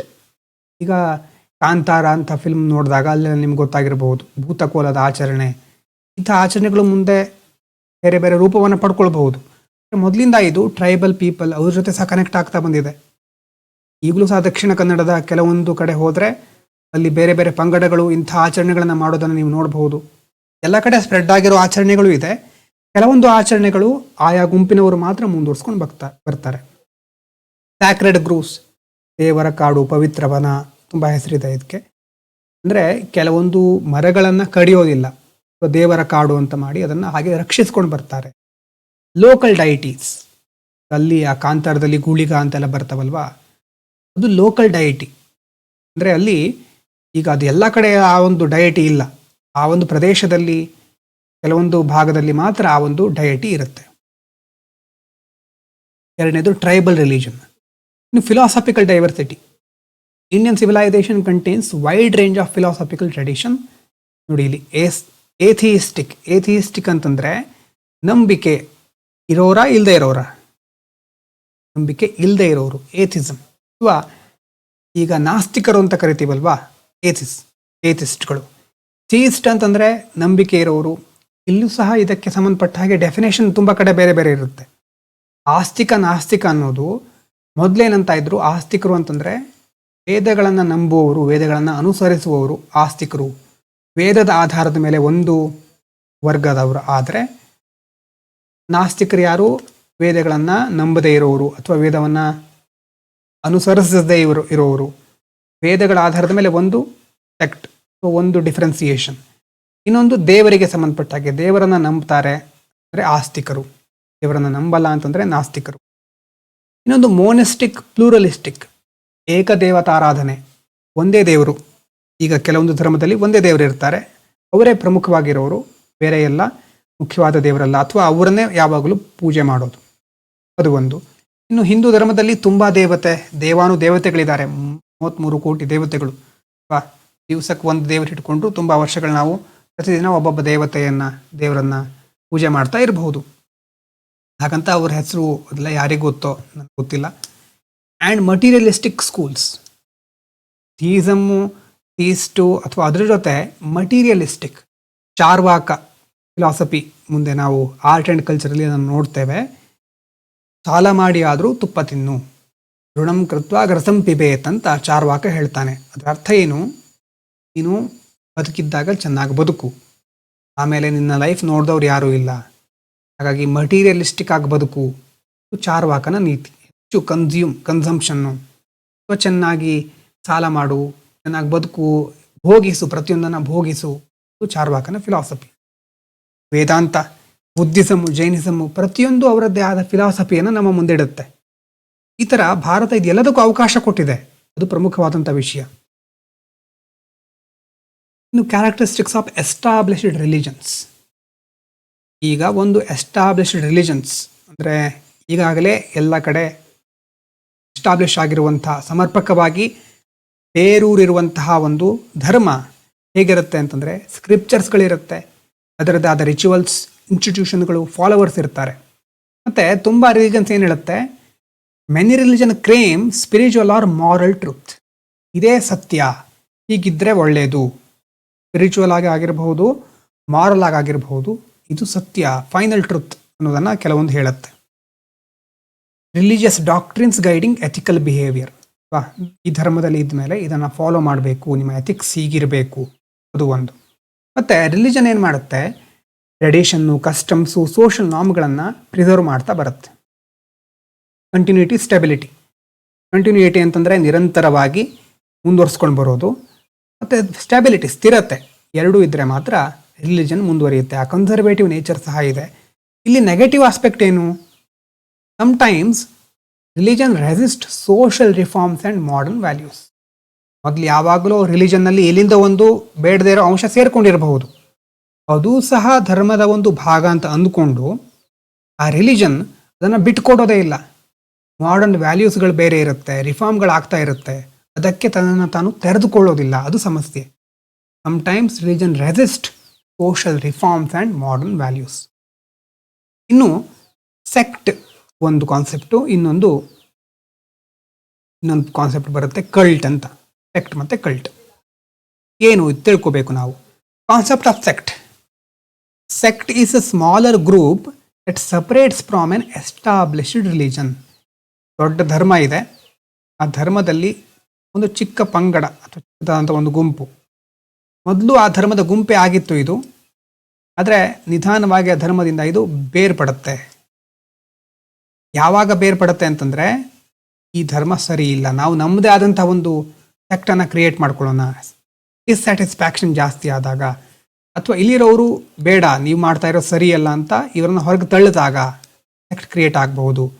ಮತ್ತು ಸ್ಪಿರಿಚುವಲಿ ಅನ್ಫುಲ್ಫಿಲ್ಡ್ ಅಂದರೆ ಆಧ್ಯಾತ್ಮಿಕವಾಗಿ ಇಷ್ಟು ದಿನ ಫಾಲೋ ಮಾಡಿದ್ದೀವಿ, ಏನು ಸಿಗ್ತಾನೆ ಇಲ್ವಲ್ಲ, ಅಥವಾ ಹೊಸದೇನಾದರೂ ಮಾಡಬೇಕಲ್ವಾ ಅನ್ಸ್ಕೊಂಡು ಏನು ಮಾಡ್ತಾರೆ, ಒಂದು ಸೆಕ್ಟನ್ನು ಎಸ್ಟಾಬ್ಲಿಷ್ ಮಾಡೋ ಸಾಧ್ಯತೆ ಇರುತ್ತೆ. ಸೆಕ್ಟ್ ಅಂತಂದರೆ ಏನು, ಅದರ ಫೀಚರ್ಸ್ ಏನಂತಂದರೆ ಬ್ರೇಕ್ ಅವೇ ರಿಲಿಜಿಯಸ್ ಗ್ರೂಪ್ ಆಗಿರುತ್ತೆ. ಈಗ ಹೊರಗಡೆ ಬಂದಿದೆ ಓಡ್ಕೊಂಡು, ಮತ್ತು ಅದರದ್ದೇ ಆದ ಬಿಲೀಫ್ಸ್, ಇಂಟರ್ಪ್ರಿಟೇಷನ್ ಇರುತ್ತೆ, ನಂಬಿಕೆಗಳು ಹೊಸದಾಗಿರಬಹುದು, ನ್ಯೂ ಇಂಟರ್ಪ್ರಿಟೇಷನ್ ಆಫ್ ಬಿಲೀಫ್ಸ್, ಮತ್ತು ಒಬ್ಬ ಲೀಡರ್ ಇರಬಹುದು, ಕರಿಸ್ಮ್ಯಾಟಿಕ್ ಲೀಡರ್. ಮತ್ತು ಆವಾಗ ಫ್ರೀಕ್ವೆಂಟ್ಲಿ ಅಟ್ರಾಕ್ಟ್ಸ್ ಮಾರ್ಜಿನಲೈಸ್ಡ್ ಸೆಕ್ಷನ್ಸ್, ಯಾರು ಹಿಂದುಳಿದಿದ್ದಾರೋ ಅಲ್ಪಸಂಖ್ಯಾತರಿದ್ದಾರೋ ಅಂಥವ್ರನ್ನ ಅಟ್ರಾಕ್ಟ್ ಮಾಡುತ್ತೆ. ಅದು ಸೆಕ್ಟಿನ ಫೀಚರ್. ಮತ್ತು ಸೆಕ್ಟು ಬೇರೆ ಬೇರೆ ರೀತಿ ಇವಾಲ್ವ್ ಆಗಬಹುದು. ಬುದ್ಧಿಸಮ್ ಹೇಗೆ ನೋಡಿ, ಮೊದಲು ಅದು ಹಿಂದೂ ಧರ್ಮದ ಭಾಗನೇ ಆಗಿತ್ತು. ಅಲ್ಲಿ ಬ್ರಾಹ್ಮಣಿಕಲ್ ಪ್ರಾಕ್ಟೀಸ್ಗಳು ಮತ್ತು ಕೆಲವೊಂದು ಆಚರಣೆಗಳು ಈಗ ಬುದ್ಧನಿಗೆ ಅಥವಾ ಮುಂದೆ ಬರುವಂಥ ಅನುಯಾಯಿಗಳಿಗೆ ಸರಿ ಹೊಂದಲಿಲ್ಲ ಅಂತ ಅವರು ಸಪರೇಟ್ ಆದರು. ಅಂದರೆ ಒಂದು ರಿಲಿಜನ್ನಿಂದ ಇನ್ನೊಂದು ರಿಲಿಜನ್ ಆಗಿ ಹೊಸ ರಿಲಿಜನ್ನೇ ಕ್ರಿಯೇಟ್ ಆಗೋದು, ರಿಲಿಜನ್ನೇ ಆಗ್ಬಿಡ್ತು ಅಲ್ವಾ. ಬುದ್ಧಿಸಮ್ ಅನ್ನೋದು ಈಗ ರಿಲಿಜನ್ನೇ ಆಗ್ಬಿಟ್ಟಿದೆ. ಆದರೆ ಇನ್ನೊಂದು ನೋಡಿ, ಅಜೀವಿಕಾ ಅಂತ ಒಂದಿತ್ತು ಸೆಕ್ಟ್, ಅದು ಆಮೇಲೆ ಡಿಸಪಿಯರ್ ಆಗೋಯ್ತು. ಈಗ ಅಜೀವಿಕಾ ಅಂತಂದರೆ ಎಷ್ಟೋ ಜನರಿಗೆ ಗೊತ್ತೇ ಇಲ್ಲ ಏನು ಅಂತ. ಇನ್ನೊಂದು ಸೆಕ್ಟ್ ಆಗಿ ಕಂಟಿನ್ಯೂ ಆಗ್ತಾ ಇದೆ. ಈಗ ಲಿಂಗಾಯತ್ ಮೂಮೆಂಟ್, ಅದು ಹಿಂದೂ ಧರ್ಮದ ಭಾಗ ಆಗಿ ಆ ಸೆಕ್ಟ್ ಆಗಿ ಮುಂದುವರಿತಾ ಇದೆ. 3 ಥರ ಇದೆ ಯಾವ್ದು ಸೆಕ್ಟಲ್ ಇವಲ್ಯೂಷನ್ ಆಗಿರೋದು. ಒಂದು ಒಡೆದು ಹೊರಗೆ ಹೋಗಿ ಬೇರೆ ರಿಲಿಜನ್ ಆಗಿಬಿಟ್ಟಿರೋದು, ಇನ್ನೊಂದು ಡಿಸಪಿಯರ್ ಆಗಿಬಿಟ್ಟಿರೋದು, ಇನ್ನೊಂದು ಸೆಕ್ಟ್ ಆಗಿ ಕಂಟಿನ್ಯೂ ಆಗ್ತಾ ಇರೋದು. ಇದು 3 ಇವಲ್ಯೂಷನ್ ಆಫ್ ಸೆಕ್ಟ್. ಸೆಕ್ಟ್ ಇದಾದರೆ ಕಲ್ಟ್ ಅಂತಂದರೆ small religious or spiritual group. Leader ಇರ್ತಾರೆ, ಆ ಲೀಡರ್ ಸುತ್ತ ಸೆಂಟರ್ ಆಗಿರುತ್ತೆ ಇದು ಅಂತಂದರೆ ಅದು ಸುತ್ತಮುತ್ತ ಆ ಲೀಡರ್ ಪ್ರಮುಖ ಸ್ಥಾನದಲ್ಲಿರ್ತಾರೆ. ಅವರು ಹೇಳಿದ್ದನ್ನೆಲ್ಲ ಫಾಲೋ ಮಾಡ್ತಾ ಇರ್ತಾರೆ. ಮತ್ತು ಪರ್ಸ್ನಲ್ ಸ್ಪಿರಿಚುವಲ್ ಎಕ್ಸ್ಪೀರಿಯನ್ಸ್ ಅದರ ಮೇಲೆ ಜಾಸ್ತಿ ಫೋಕಸ್ ಇರುತ್ತೆ. ಇದರ ಫೀಚರ್ಸ್ ನೋಡೋದಾದರೆ often built around unique teachings or practices. ಕಲ್ಟಿಗೆ ಕೆಲವೊಂದು ಸಾರಿ ಯಾರು ಎಕ್ಸಾಂಪಲ್ ಕೊಡ್ತಾರೆ ಅಂತಂದರೆ, ಕೈಲಾಸ್ ಅನ್ನೋ ಕಡೆ ಯಾರು ಸ್ಥಾಪನೆ ಮಾಡಿದವರು, ಕೈಲಾಸ್ ಅನ್ನುವಂಥ ದೇಶನ ಏನು ಪ್ರದೇಶನ ಒಂದು ಕಡೆ ಹೊಸದಾಗಿ ಸ್ಥಾಪನೆ ಮಾಡಿದವರು ಸ್ವಾಮಿ ನಿತ್ಯಾನಂದ ಅನ್ನೋರದೇ ಒಂದು ಬೇರೆ ಗ್ರೂಪ್ ಇದೆ, ಅವರನ್ನೇ ಫಾಲೋ ಮಾಡೋರದ್ದು ಅಲ್ವಾ. ಹೇಗೇಗೋ ಬದುಕಿ ಅದ್ರ ಬಗ್ಗೆ ನಾವು ಡಿಸ್ಕಸ್ ಮಾಡಬೇಕಾಗಿಲ್ಲ. ಅದಾದಮೇಲೆ ಅವರದೇ ಒಂದು ಹೊಸ ಫಾಲೋವಿಂಗ್ ಕ್ರಿಯೇಟ್ ಆಗಿ ಅಲ್ಲಿ ಹೋಗಿ ಬೇರೆನೇ ಸಿಸ್ಟಮ್, ಒಬ್ಬ ಲೀಡರ್ ಸುತ್ತ ಬೇರೆ ಬೇರೆ ಅನುಯಾಯಿಗಳು ಸುತ್ತುವರೆದುಕೊಂಡು ಅವರದ್ದೇ ಬಿಲೀಫ್ ಸಿಸ್ಟಮ್, ಅವರದ್ದೇ ಪ್ರಾಕ್ಟೀಸ್ಗಳು, ಮತ್ತು ಲಿಮಿಟೆಡ್ ಮೆಂಬರ್ಶಿಪ್ಪು ಅದು ಸಹ ನೋಡ್ಬೋದು. So followers strongly attach to leader's personality, ಆ ಲೀಡರಿನ ಪರ್ಸ್ನಾಲಿಟಿಗೆ ಅಟ್ಯಾಚ್ ಆಗಿರ್ತಾರೆ. ಮತ್ತು ವಾಲಂಟರಿ ಪಾರ್ಟಿಸಿಪೇಷನ್, ಇಲ್ಲಿ ಬೈ ಬರ್ತ್ ಏನು ಇದರ ಸೆಕ್ಟ್ ಅಥವಾ ಇಲ್ಲಿ ಕಲ್ಟ್ ನೋಡ್ತಾ ಇದ್ದೀವಲ್ವಾ, ಕಲ್ಟಿನ ಮೆಂಬರ್ ಆಗಿರೋದಿಲ್ಲ. ಅಂದರೆ ನೀವು ಒಂದು ಧರ್ಮದಲ್ಲಿ ಜಾತಿಯಲ್ಲಿ ಹುಟ್ಟಿದ ಮಾತ್ರಕ್ಕೆ ಆ ಕಲ್ಟಿನ ಮೆಂಬರ್ ಆಗಿರೋದಿಲ್ಲ. ಆದರೆ ವಾಲಂಟರಿ, ನೀವು ನಿಮ್ಮ ಚಾಯ್ಸ್ ಮೂಲಕ ಸೇರ್ಕೊಳ್ತೀರಿ. Voluntary participation. ಇದಾದಮೇಲೆ reason for rise of cults. ಯಾಕೆ ಕಲ್ಟ್ಗಳು ರೈಸ್ ಆಗ್ತಾ ಬಂತು ಅಂತ ನೋಡೋದಾದರೆ, ಮಾಡರ್ನೈಸೇಷನ್ ಆ್ಯಂಡ್ ಇಂಡಿವಿಜುವಲಿಸಮ್. ಟ್ರೆಡಿಷ್ನಲ್ ಆಗಿರುವಂಥ ಕಮ್ಯುನಿಟಿ ಬಾಂಡ್ ವೀಕ್ ಆಗ್ತಾ ಬಂತು. ಆವಾಗ ಜನರು ಹೊಸ ಐಡೆಂಟಿಟಿ ಬೇಕು, ನಮಗೊಂದು ಐಡೆಂಟಿಟಿ, ಗುರುತು, ಅಸ್ಮಿತೆ ಬೇಕು, ಇಮೋಷನಲ್ ಸಪೋರ್ಟ್ ಬೇಕು, ಮತ್ತು ಬದುಕಿಗೊಂದು ಸ್ಪಿರಿಚುವಲ್ ಮೀನಿಂಗ್ ಬೇಕು ಅಂತ ಹುಡುಕ್ಲಿಕ್ಕೆ ಸ್ಟಾರ್ಟ್ ಮಾಡಿದರು. ಕೆಲವರು ಇಂಥ ಹುಡುಕ್ತಾ ಇರೋ ಜನರನ್ನು ದುರುಪಯೋಗ ಪಡಿಸ್ಕೊಂಡ್ರು, ಕೆಲವರು ಇವರಿಗೆ ಹೊಸ ದಿಕ್ಕನ್ನು ತೋರಿಸಿರಬಹುದು, ಜೀವನಕ್ಕೊಂದು ಅರ್ಥ ಸಿಕ್ಕಿರಬಹುದು. ನಾವು ಯಾವುದನ್ನು ಜಡ್ಜ್ ಮಾಡಲಿಕ್ಕೆ ಆಗಲ್ಲ. ಸೊ ಇನ್ನು ಮಾಡರ್ನೈಸೇಷನ್ ಮತ್ತು ಇಂಡಿವಿಜುವಲಿಸಮ್ ಒಂದು ಕಾರಣ ಆದರೆ, ಕ್ಯಾಪಿಟಲಿಸಮ್ ಆ್ಯಂಡ್ ಕನ್ಸ್ಯೂಮರಿಸಮ್. ಈಗ ಕ್ಯಾಪಿಟಲಿಸಮಲ್ಲಿ ಏನು, ಪ್ರತಿಯೊಂದನ್ನು ಸಹ ನೀವು ಬೈ ಮಾಡಬಹುದು ಅಂತ, ಎವ್ರಿಥಿಂಗ್ ಯು ಕ್ಯಾನ್ ಬೈ. ಏನೇ ಥಿಂಕ್ ಮಾಡಿದರೂ ಅದನ್ನು ಬೈ ಮಾಡಬಹುದು. ಖುಷಿ ಬೇಕಾ, ಶಾಂತಿ ಬೇಕಾ, ಪ್ರೀತಿ ಬೇಕಾ, ಪ್ರತಿಯೊಂದನ್ನು ನೀವು ಬೈ ಮಾಡಬಹುದು ಅನ್ನೋದು ಕ್ಯಾಪಿಟಲಿಸಮಿನ ಕಾನ್ಸೆಪ್ಟ್. ಮತ್ತು ಅದರ ಜೊತೆ ಇರೋದು ಕನ್ಸ್ಯೂಮರಿಸಮ್. ಹೆಚ್ಚೆಚ್ಚು ಬೈ ಮಾಡಿದಷ್ಟು ಆ ಒಂದು ಮಾರ್ಕೆಟಿಗೆ ಉಪಯೋಗ ಆಗುತ್ತೆ. Spirituality increasingly becomes commercialised. ಆಧ್ಯಾತ್ಮಿಕತೆ ಅನ್ನೋದು ಒಂದು ಬಿಸ್ನೆಸ್ ಆಗಿ ಕನ್ವರ್ಟ್ ಆಗ್ತಾ ಇದೆ. ಉದಾಹರಣೆಗೆ paid spiritual workshops, personality cults, online spiritual platforms ಎಲ್ಲ ನಾವು ನೋಡ್ತಾ ಇದ್ದೇವೆ. ಎಸ್, ಈ ಚಾಪ್ಟರ್ ಮೊದಲನೇ ಚಾಪ್ಟರ್ ಕಂಪ್ಲೀಟ್ ಆಯಿತು ನಮ್ಮದು. ಮೊದಲನೇ ಚಾಪ್ಟರ್ ಅಂತಂದರೆ ಸೇಲೆಂಟ್ ಫೀಚರ್ಸ್ ಆಫ್ ಇಂಡಿಯನ್ ಸೊಸೈಟಿ. ಅದರಲ್ಲಿ ಎಷ್ಟು ಫೀಚರ್ ಬಂತು? 15 ಅಲ್ವಾ? 15 ಫೀಚರ್ ಬಂದಿದೆ. 15 ಫೀಚರ್ ನೆನಪಿದೆಯಾ? ಬಹರ್ಟ್ ಮಾಡಬೇಡಿ, ಬಹರ್ಟ್ ಮಾಡೋದ್ರಿಂದ ಪ್ರಯೋಜನ ಇಲ್ಲ. ಎಕ್ಸಾಮ್ನಲ್ಲಿ 15 ಫೀಚರನ್ನು ಬರೀರಿ ಅಂತ ಸಹ ಕೇಳೋದಿಲ್ಲ. ಸೊಸೈಟಿಯಲ್ಲಿ ಮತ್ತಾರೋ ಬಂದು 15 ಅಲ್ಲ 10 ಇರೋದು ಅಂತ ಹೇಳ್ಬೋದು, ಮತ್ತಾರು ಬಂದು 5 ಇರೋದು ಅಂತ ಹೇಳ್ಬೋದು. ಆದರೆ ಕಾಮನ್ ಆಗಿ ನಾವು ಆಲ್ಮೋಸ್ಟ್ ಎಲ್ಲ ಕವರ್ ಮಾಡಿದ್ದೇವೆ. ಬೇರೆದು ಮುಂದೆ ಆ್ಯಡ್ ಆಗಬಹುದು, ನೋಡೋಣ. ವಿಷನ್ ಮ್ಯಾಗಝಿನ್ ಸೊಸೈಟಿ ನಾವು ಸೆಕ್ಷನ್ ಆವಾಗ ನೋಡ್ತಾ ಇರ್ತೇವೆ. ಅಲ್ಲಿ ಯಾವುದನ್ನು ನಾವು ಗಮನಿಸ್ತೇವೋ ಅದನ್ನು ನೋಡ್ಕೊಳ್ಳೋಣ. ಅದಾದಮೇಲೆ ಇನ್ನು 15 ಫೀಚರ್ ಇದೆ. ಇದು ಮೊದಲನೇ ಚಾಪ್ಟರ್. ನೆಕ್ಸ್ಟ್ ಚಾಪ್ಟರ್ ಡೈವರ್ಸಿಟಿ ಬಗ್ಗೆ ಇರೋದು. ಡೈವರ್ಸಿಟಿನೇ ಒಂದು ಫೀಚರು ಆಲ್ರೆಡಿ, ಅದ್ರ ಬಗ್ಗೆ ಡಿಸ್ಕಸ್ ಮಾಡಿ ಆಗಿದೆ. ಬಹಳ ಟಫ್ ಏನೂ ಇಲ್ಲ, ಅರ್ಥ ಮಾಡ್ಕೊಳ್ಳೋದ್ರಲ್ಲಿ ಯಾವುದೇ ಸಮಸ್ಯೆ ಇಲ್ಲ. ಸಮಸ್ಯೆ ಬರೋದು ಆನ್ಸರ್ ರೈಟಿಂಗಲ್ಲಿ, ಅದನ್ನು ಸಪ್ರೇಟಾಗಿ ಡಿಸ್ಕಸ್ ಮಾಡ್ತೇವೆ. ಮೊದಲನೇ ಹಂತ ಅರ್ಥ ಮಾಡ್ಕೊಳ್ಳೋದು. ಈಗ ಒಂದನೇ ಚಾಪ್ಟರ್ ಓದಿದ್ರಿ, ಒಂದನೇ ಚಾಪ್ಟರ್ ಓದಾದ್ಮೇಲೆ ಏನೇನು ಫೀಚರ್ ನಿಮ್ಗೆ ನೆನಪಾಗುತ್ತೆ, ಅದರ ಕಾಮನ್ ಕ್ಯಾರೆಕ್ಟರಿಸ್ಟಿಕ್ಸ್ ಏನು, ಅದರಲ್ಲಿ ಪಾಸಿಟಿವ್ ನೆಗೆಟಿವ್ ಚಾಲೆಂಜಸ್ ಅಂತ ಬಂದಿತ್ತಲ್ವಾ, ಅಷ್ಟನ್ನು ಮೊದಲು ಗಮನವಿಟ್ಟು ನೋಡ್ಕೊಳ್ಳಿ, ಓದ್ಕೊಳ್ಳಿ. ಬಹರ್ಟ್ ಮಾಡಬೇಡಿ. ಓದ್ತಾನೆ ಅದು ನಿಮಗೆ ಮನವರಿಕೆ ಆಗೋದು. ಇಮ್ಯಾಜಿನ್ ಮಾಡ್ಕೊಳ್ಬೇಕು. ಓದಬೇಕಾದ್ರೆ ನಿಮ್ಮದೇ ಆದ ಶಬ್ದದಲ್ಲಿ ಅದನ್ನು ಟೀಚ್ ಮಾಡ್ಕೊಳ್ಳಿ. ನಿಮಗೆ ಪ್ರತಿಯೊಂದನ್ನು ಬರ್ಕೋತಾ ಕೂತ್ಕೊಳ್ಳಿಕ್ಕೆ ಟೈಮ್ ಇರೋದಿಲ್ಲ. ಕನ್ನಡಿ ಮುಂದೆ ನಿಂತ್ಕೊಂಡು ಅಥವಾ ನೀವು ಹಾಗೆ ವಾಕ್ ಮಾಡ್ತಾ ನಿಮಗೆ ನೀವು ಇದನ್ನು ಟೀಚ್ ಮಾಡ್ಕೊಳ್ಳಿ, ಹೆಚ್ಚು ನೆನಪಿರುತ್ತೆ. ನೆಕ್ಸ್ಟ್ ವಿಡಿಯೋದಲ್ಲಿ ನಾವು ಮುಂದಿನ ಸೆಕೆಂಡ್ ಚಾಪ್ಟರನ್ನು ಸ್ಟಾರ್ಟ್ ಮಾಡೋಣ. Thank you everyone. Thank you so much.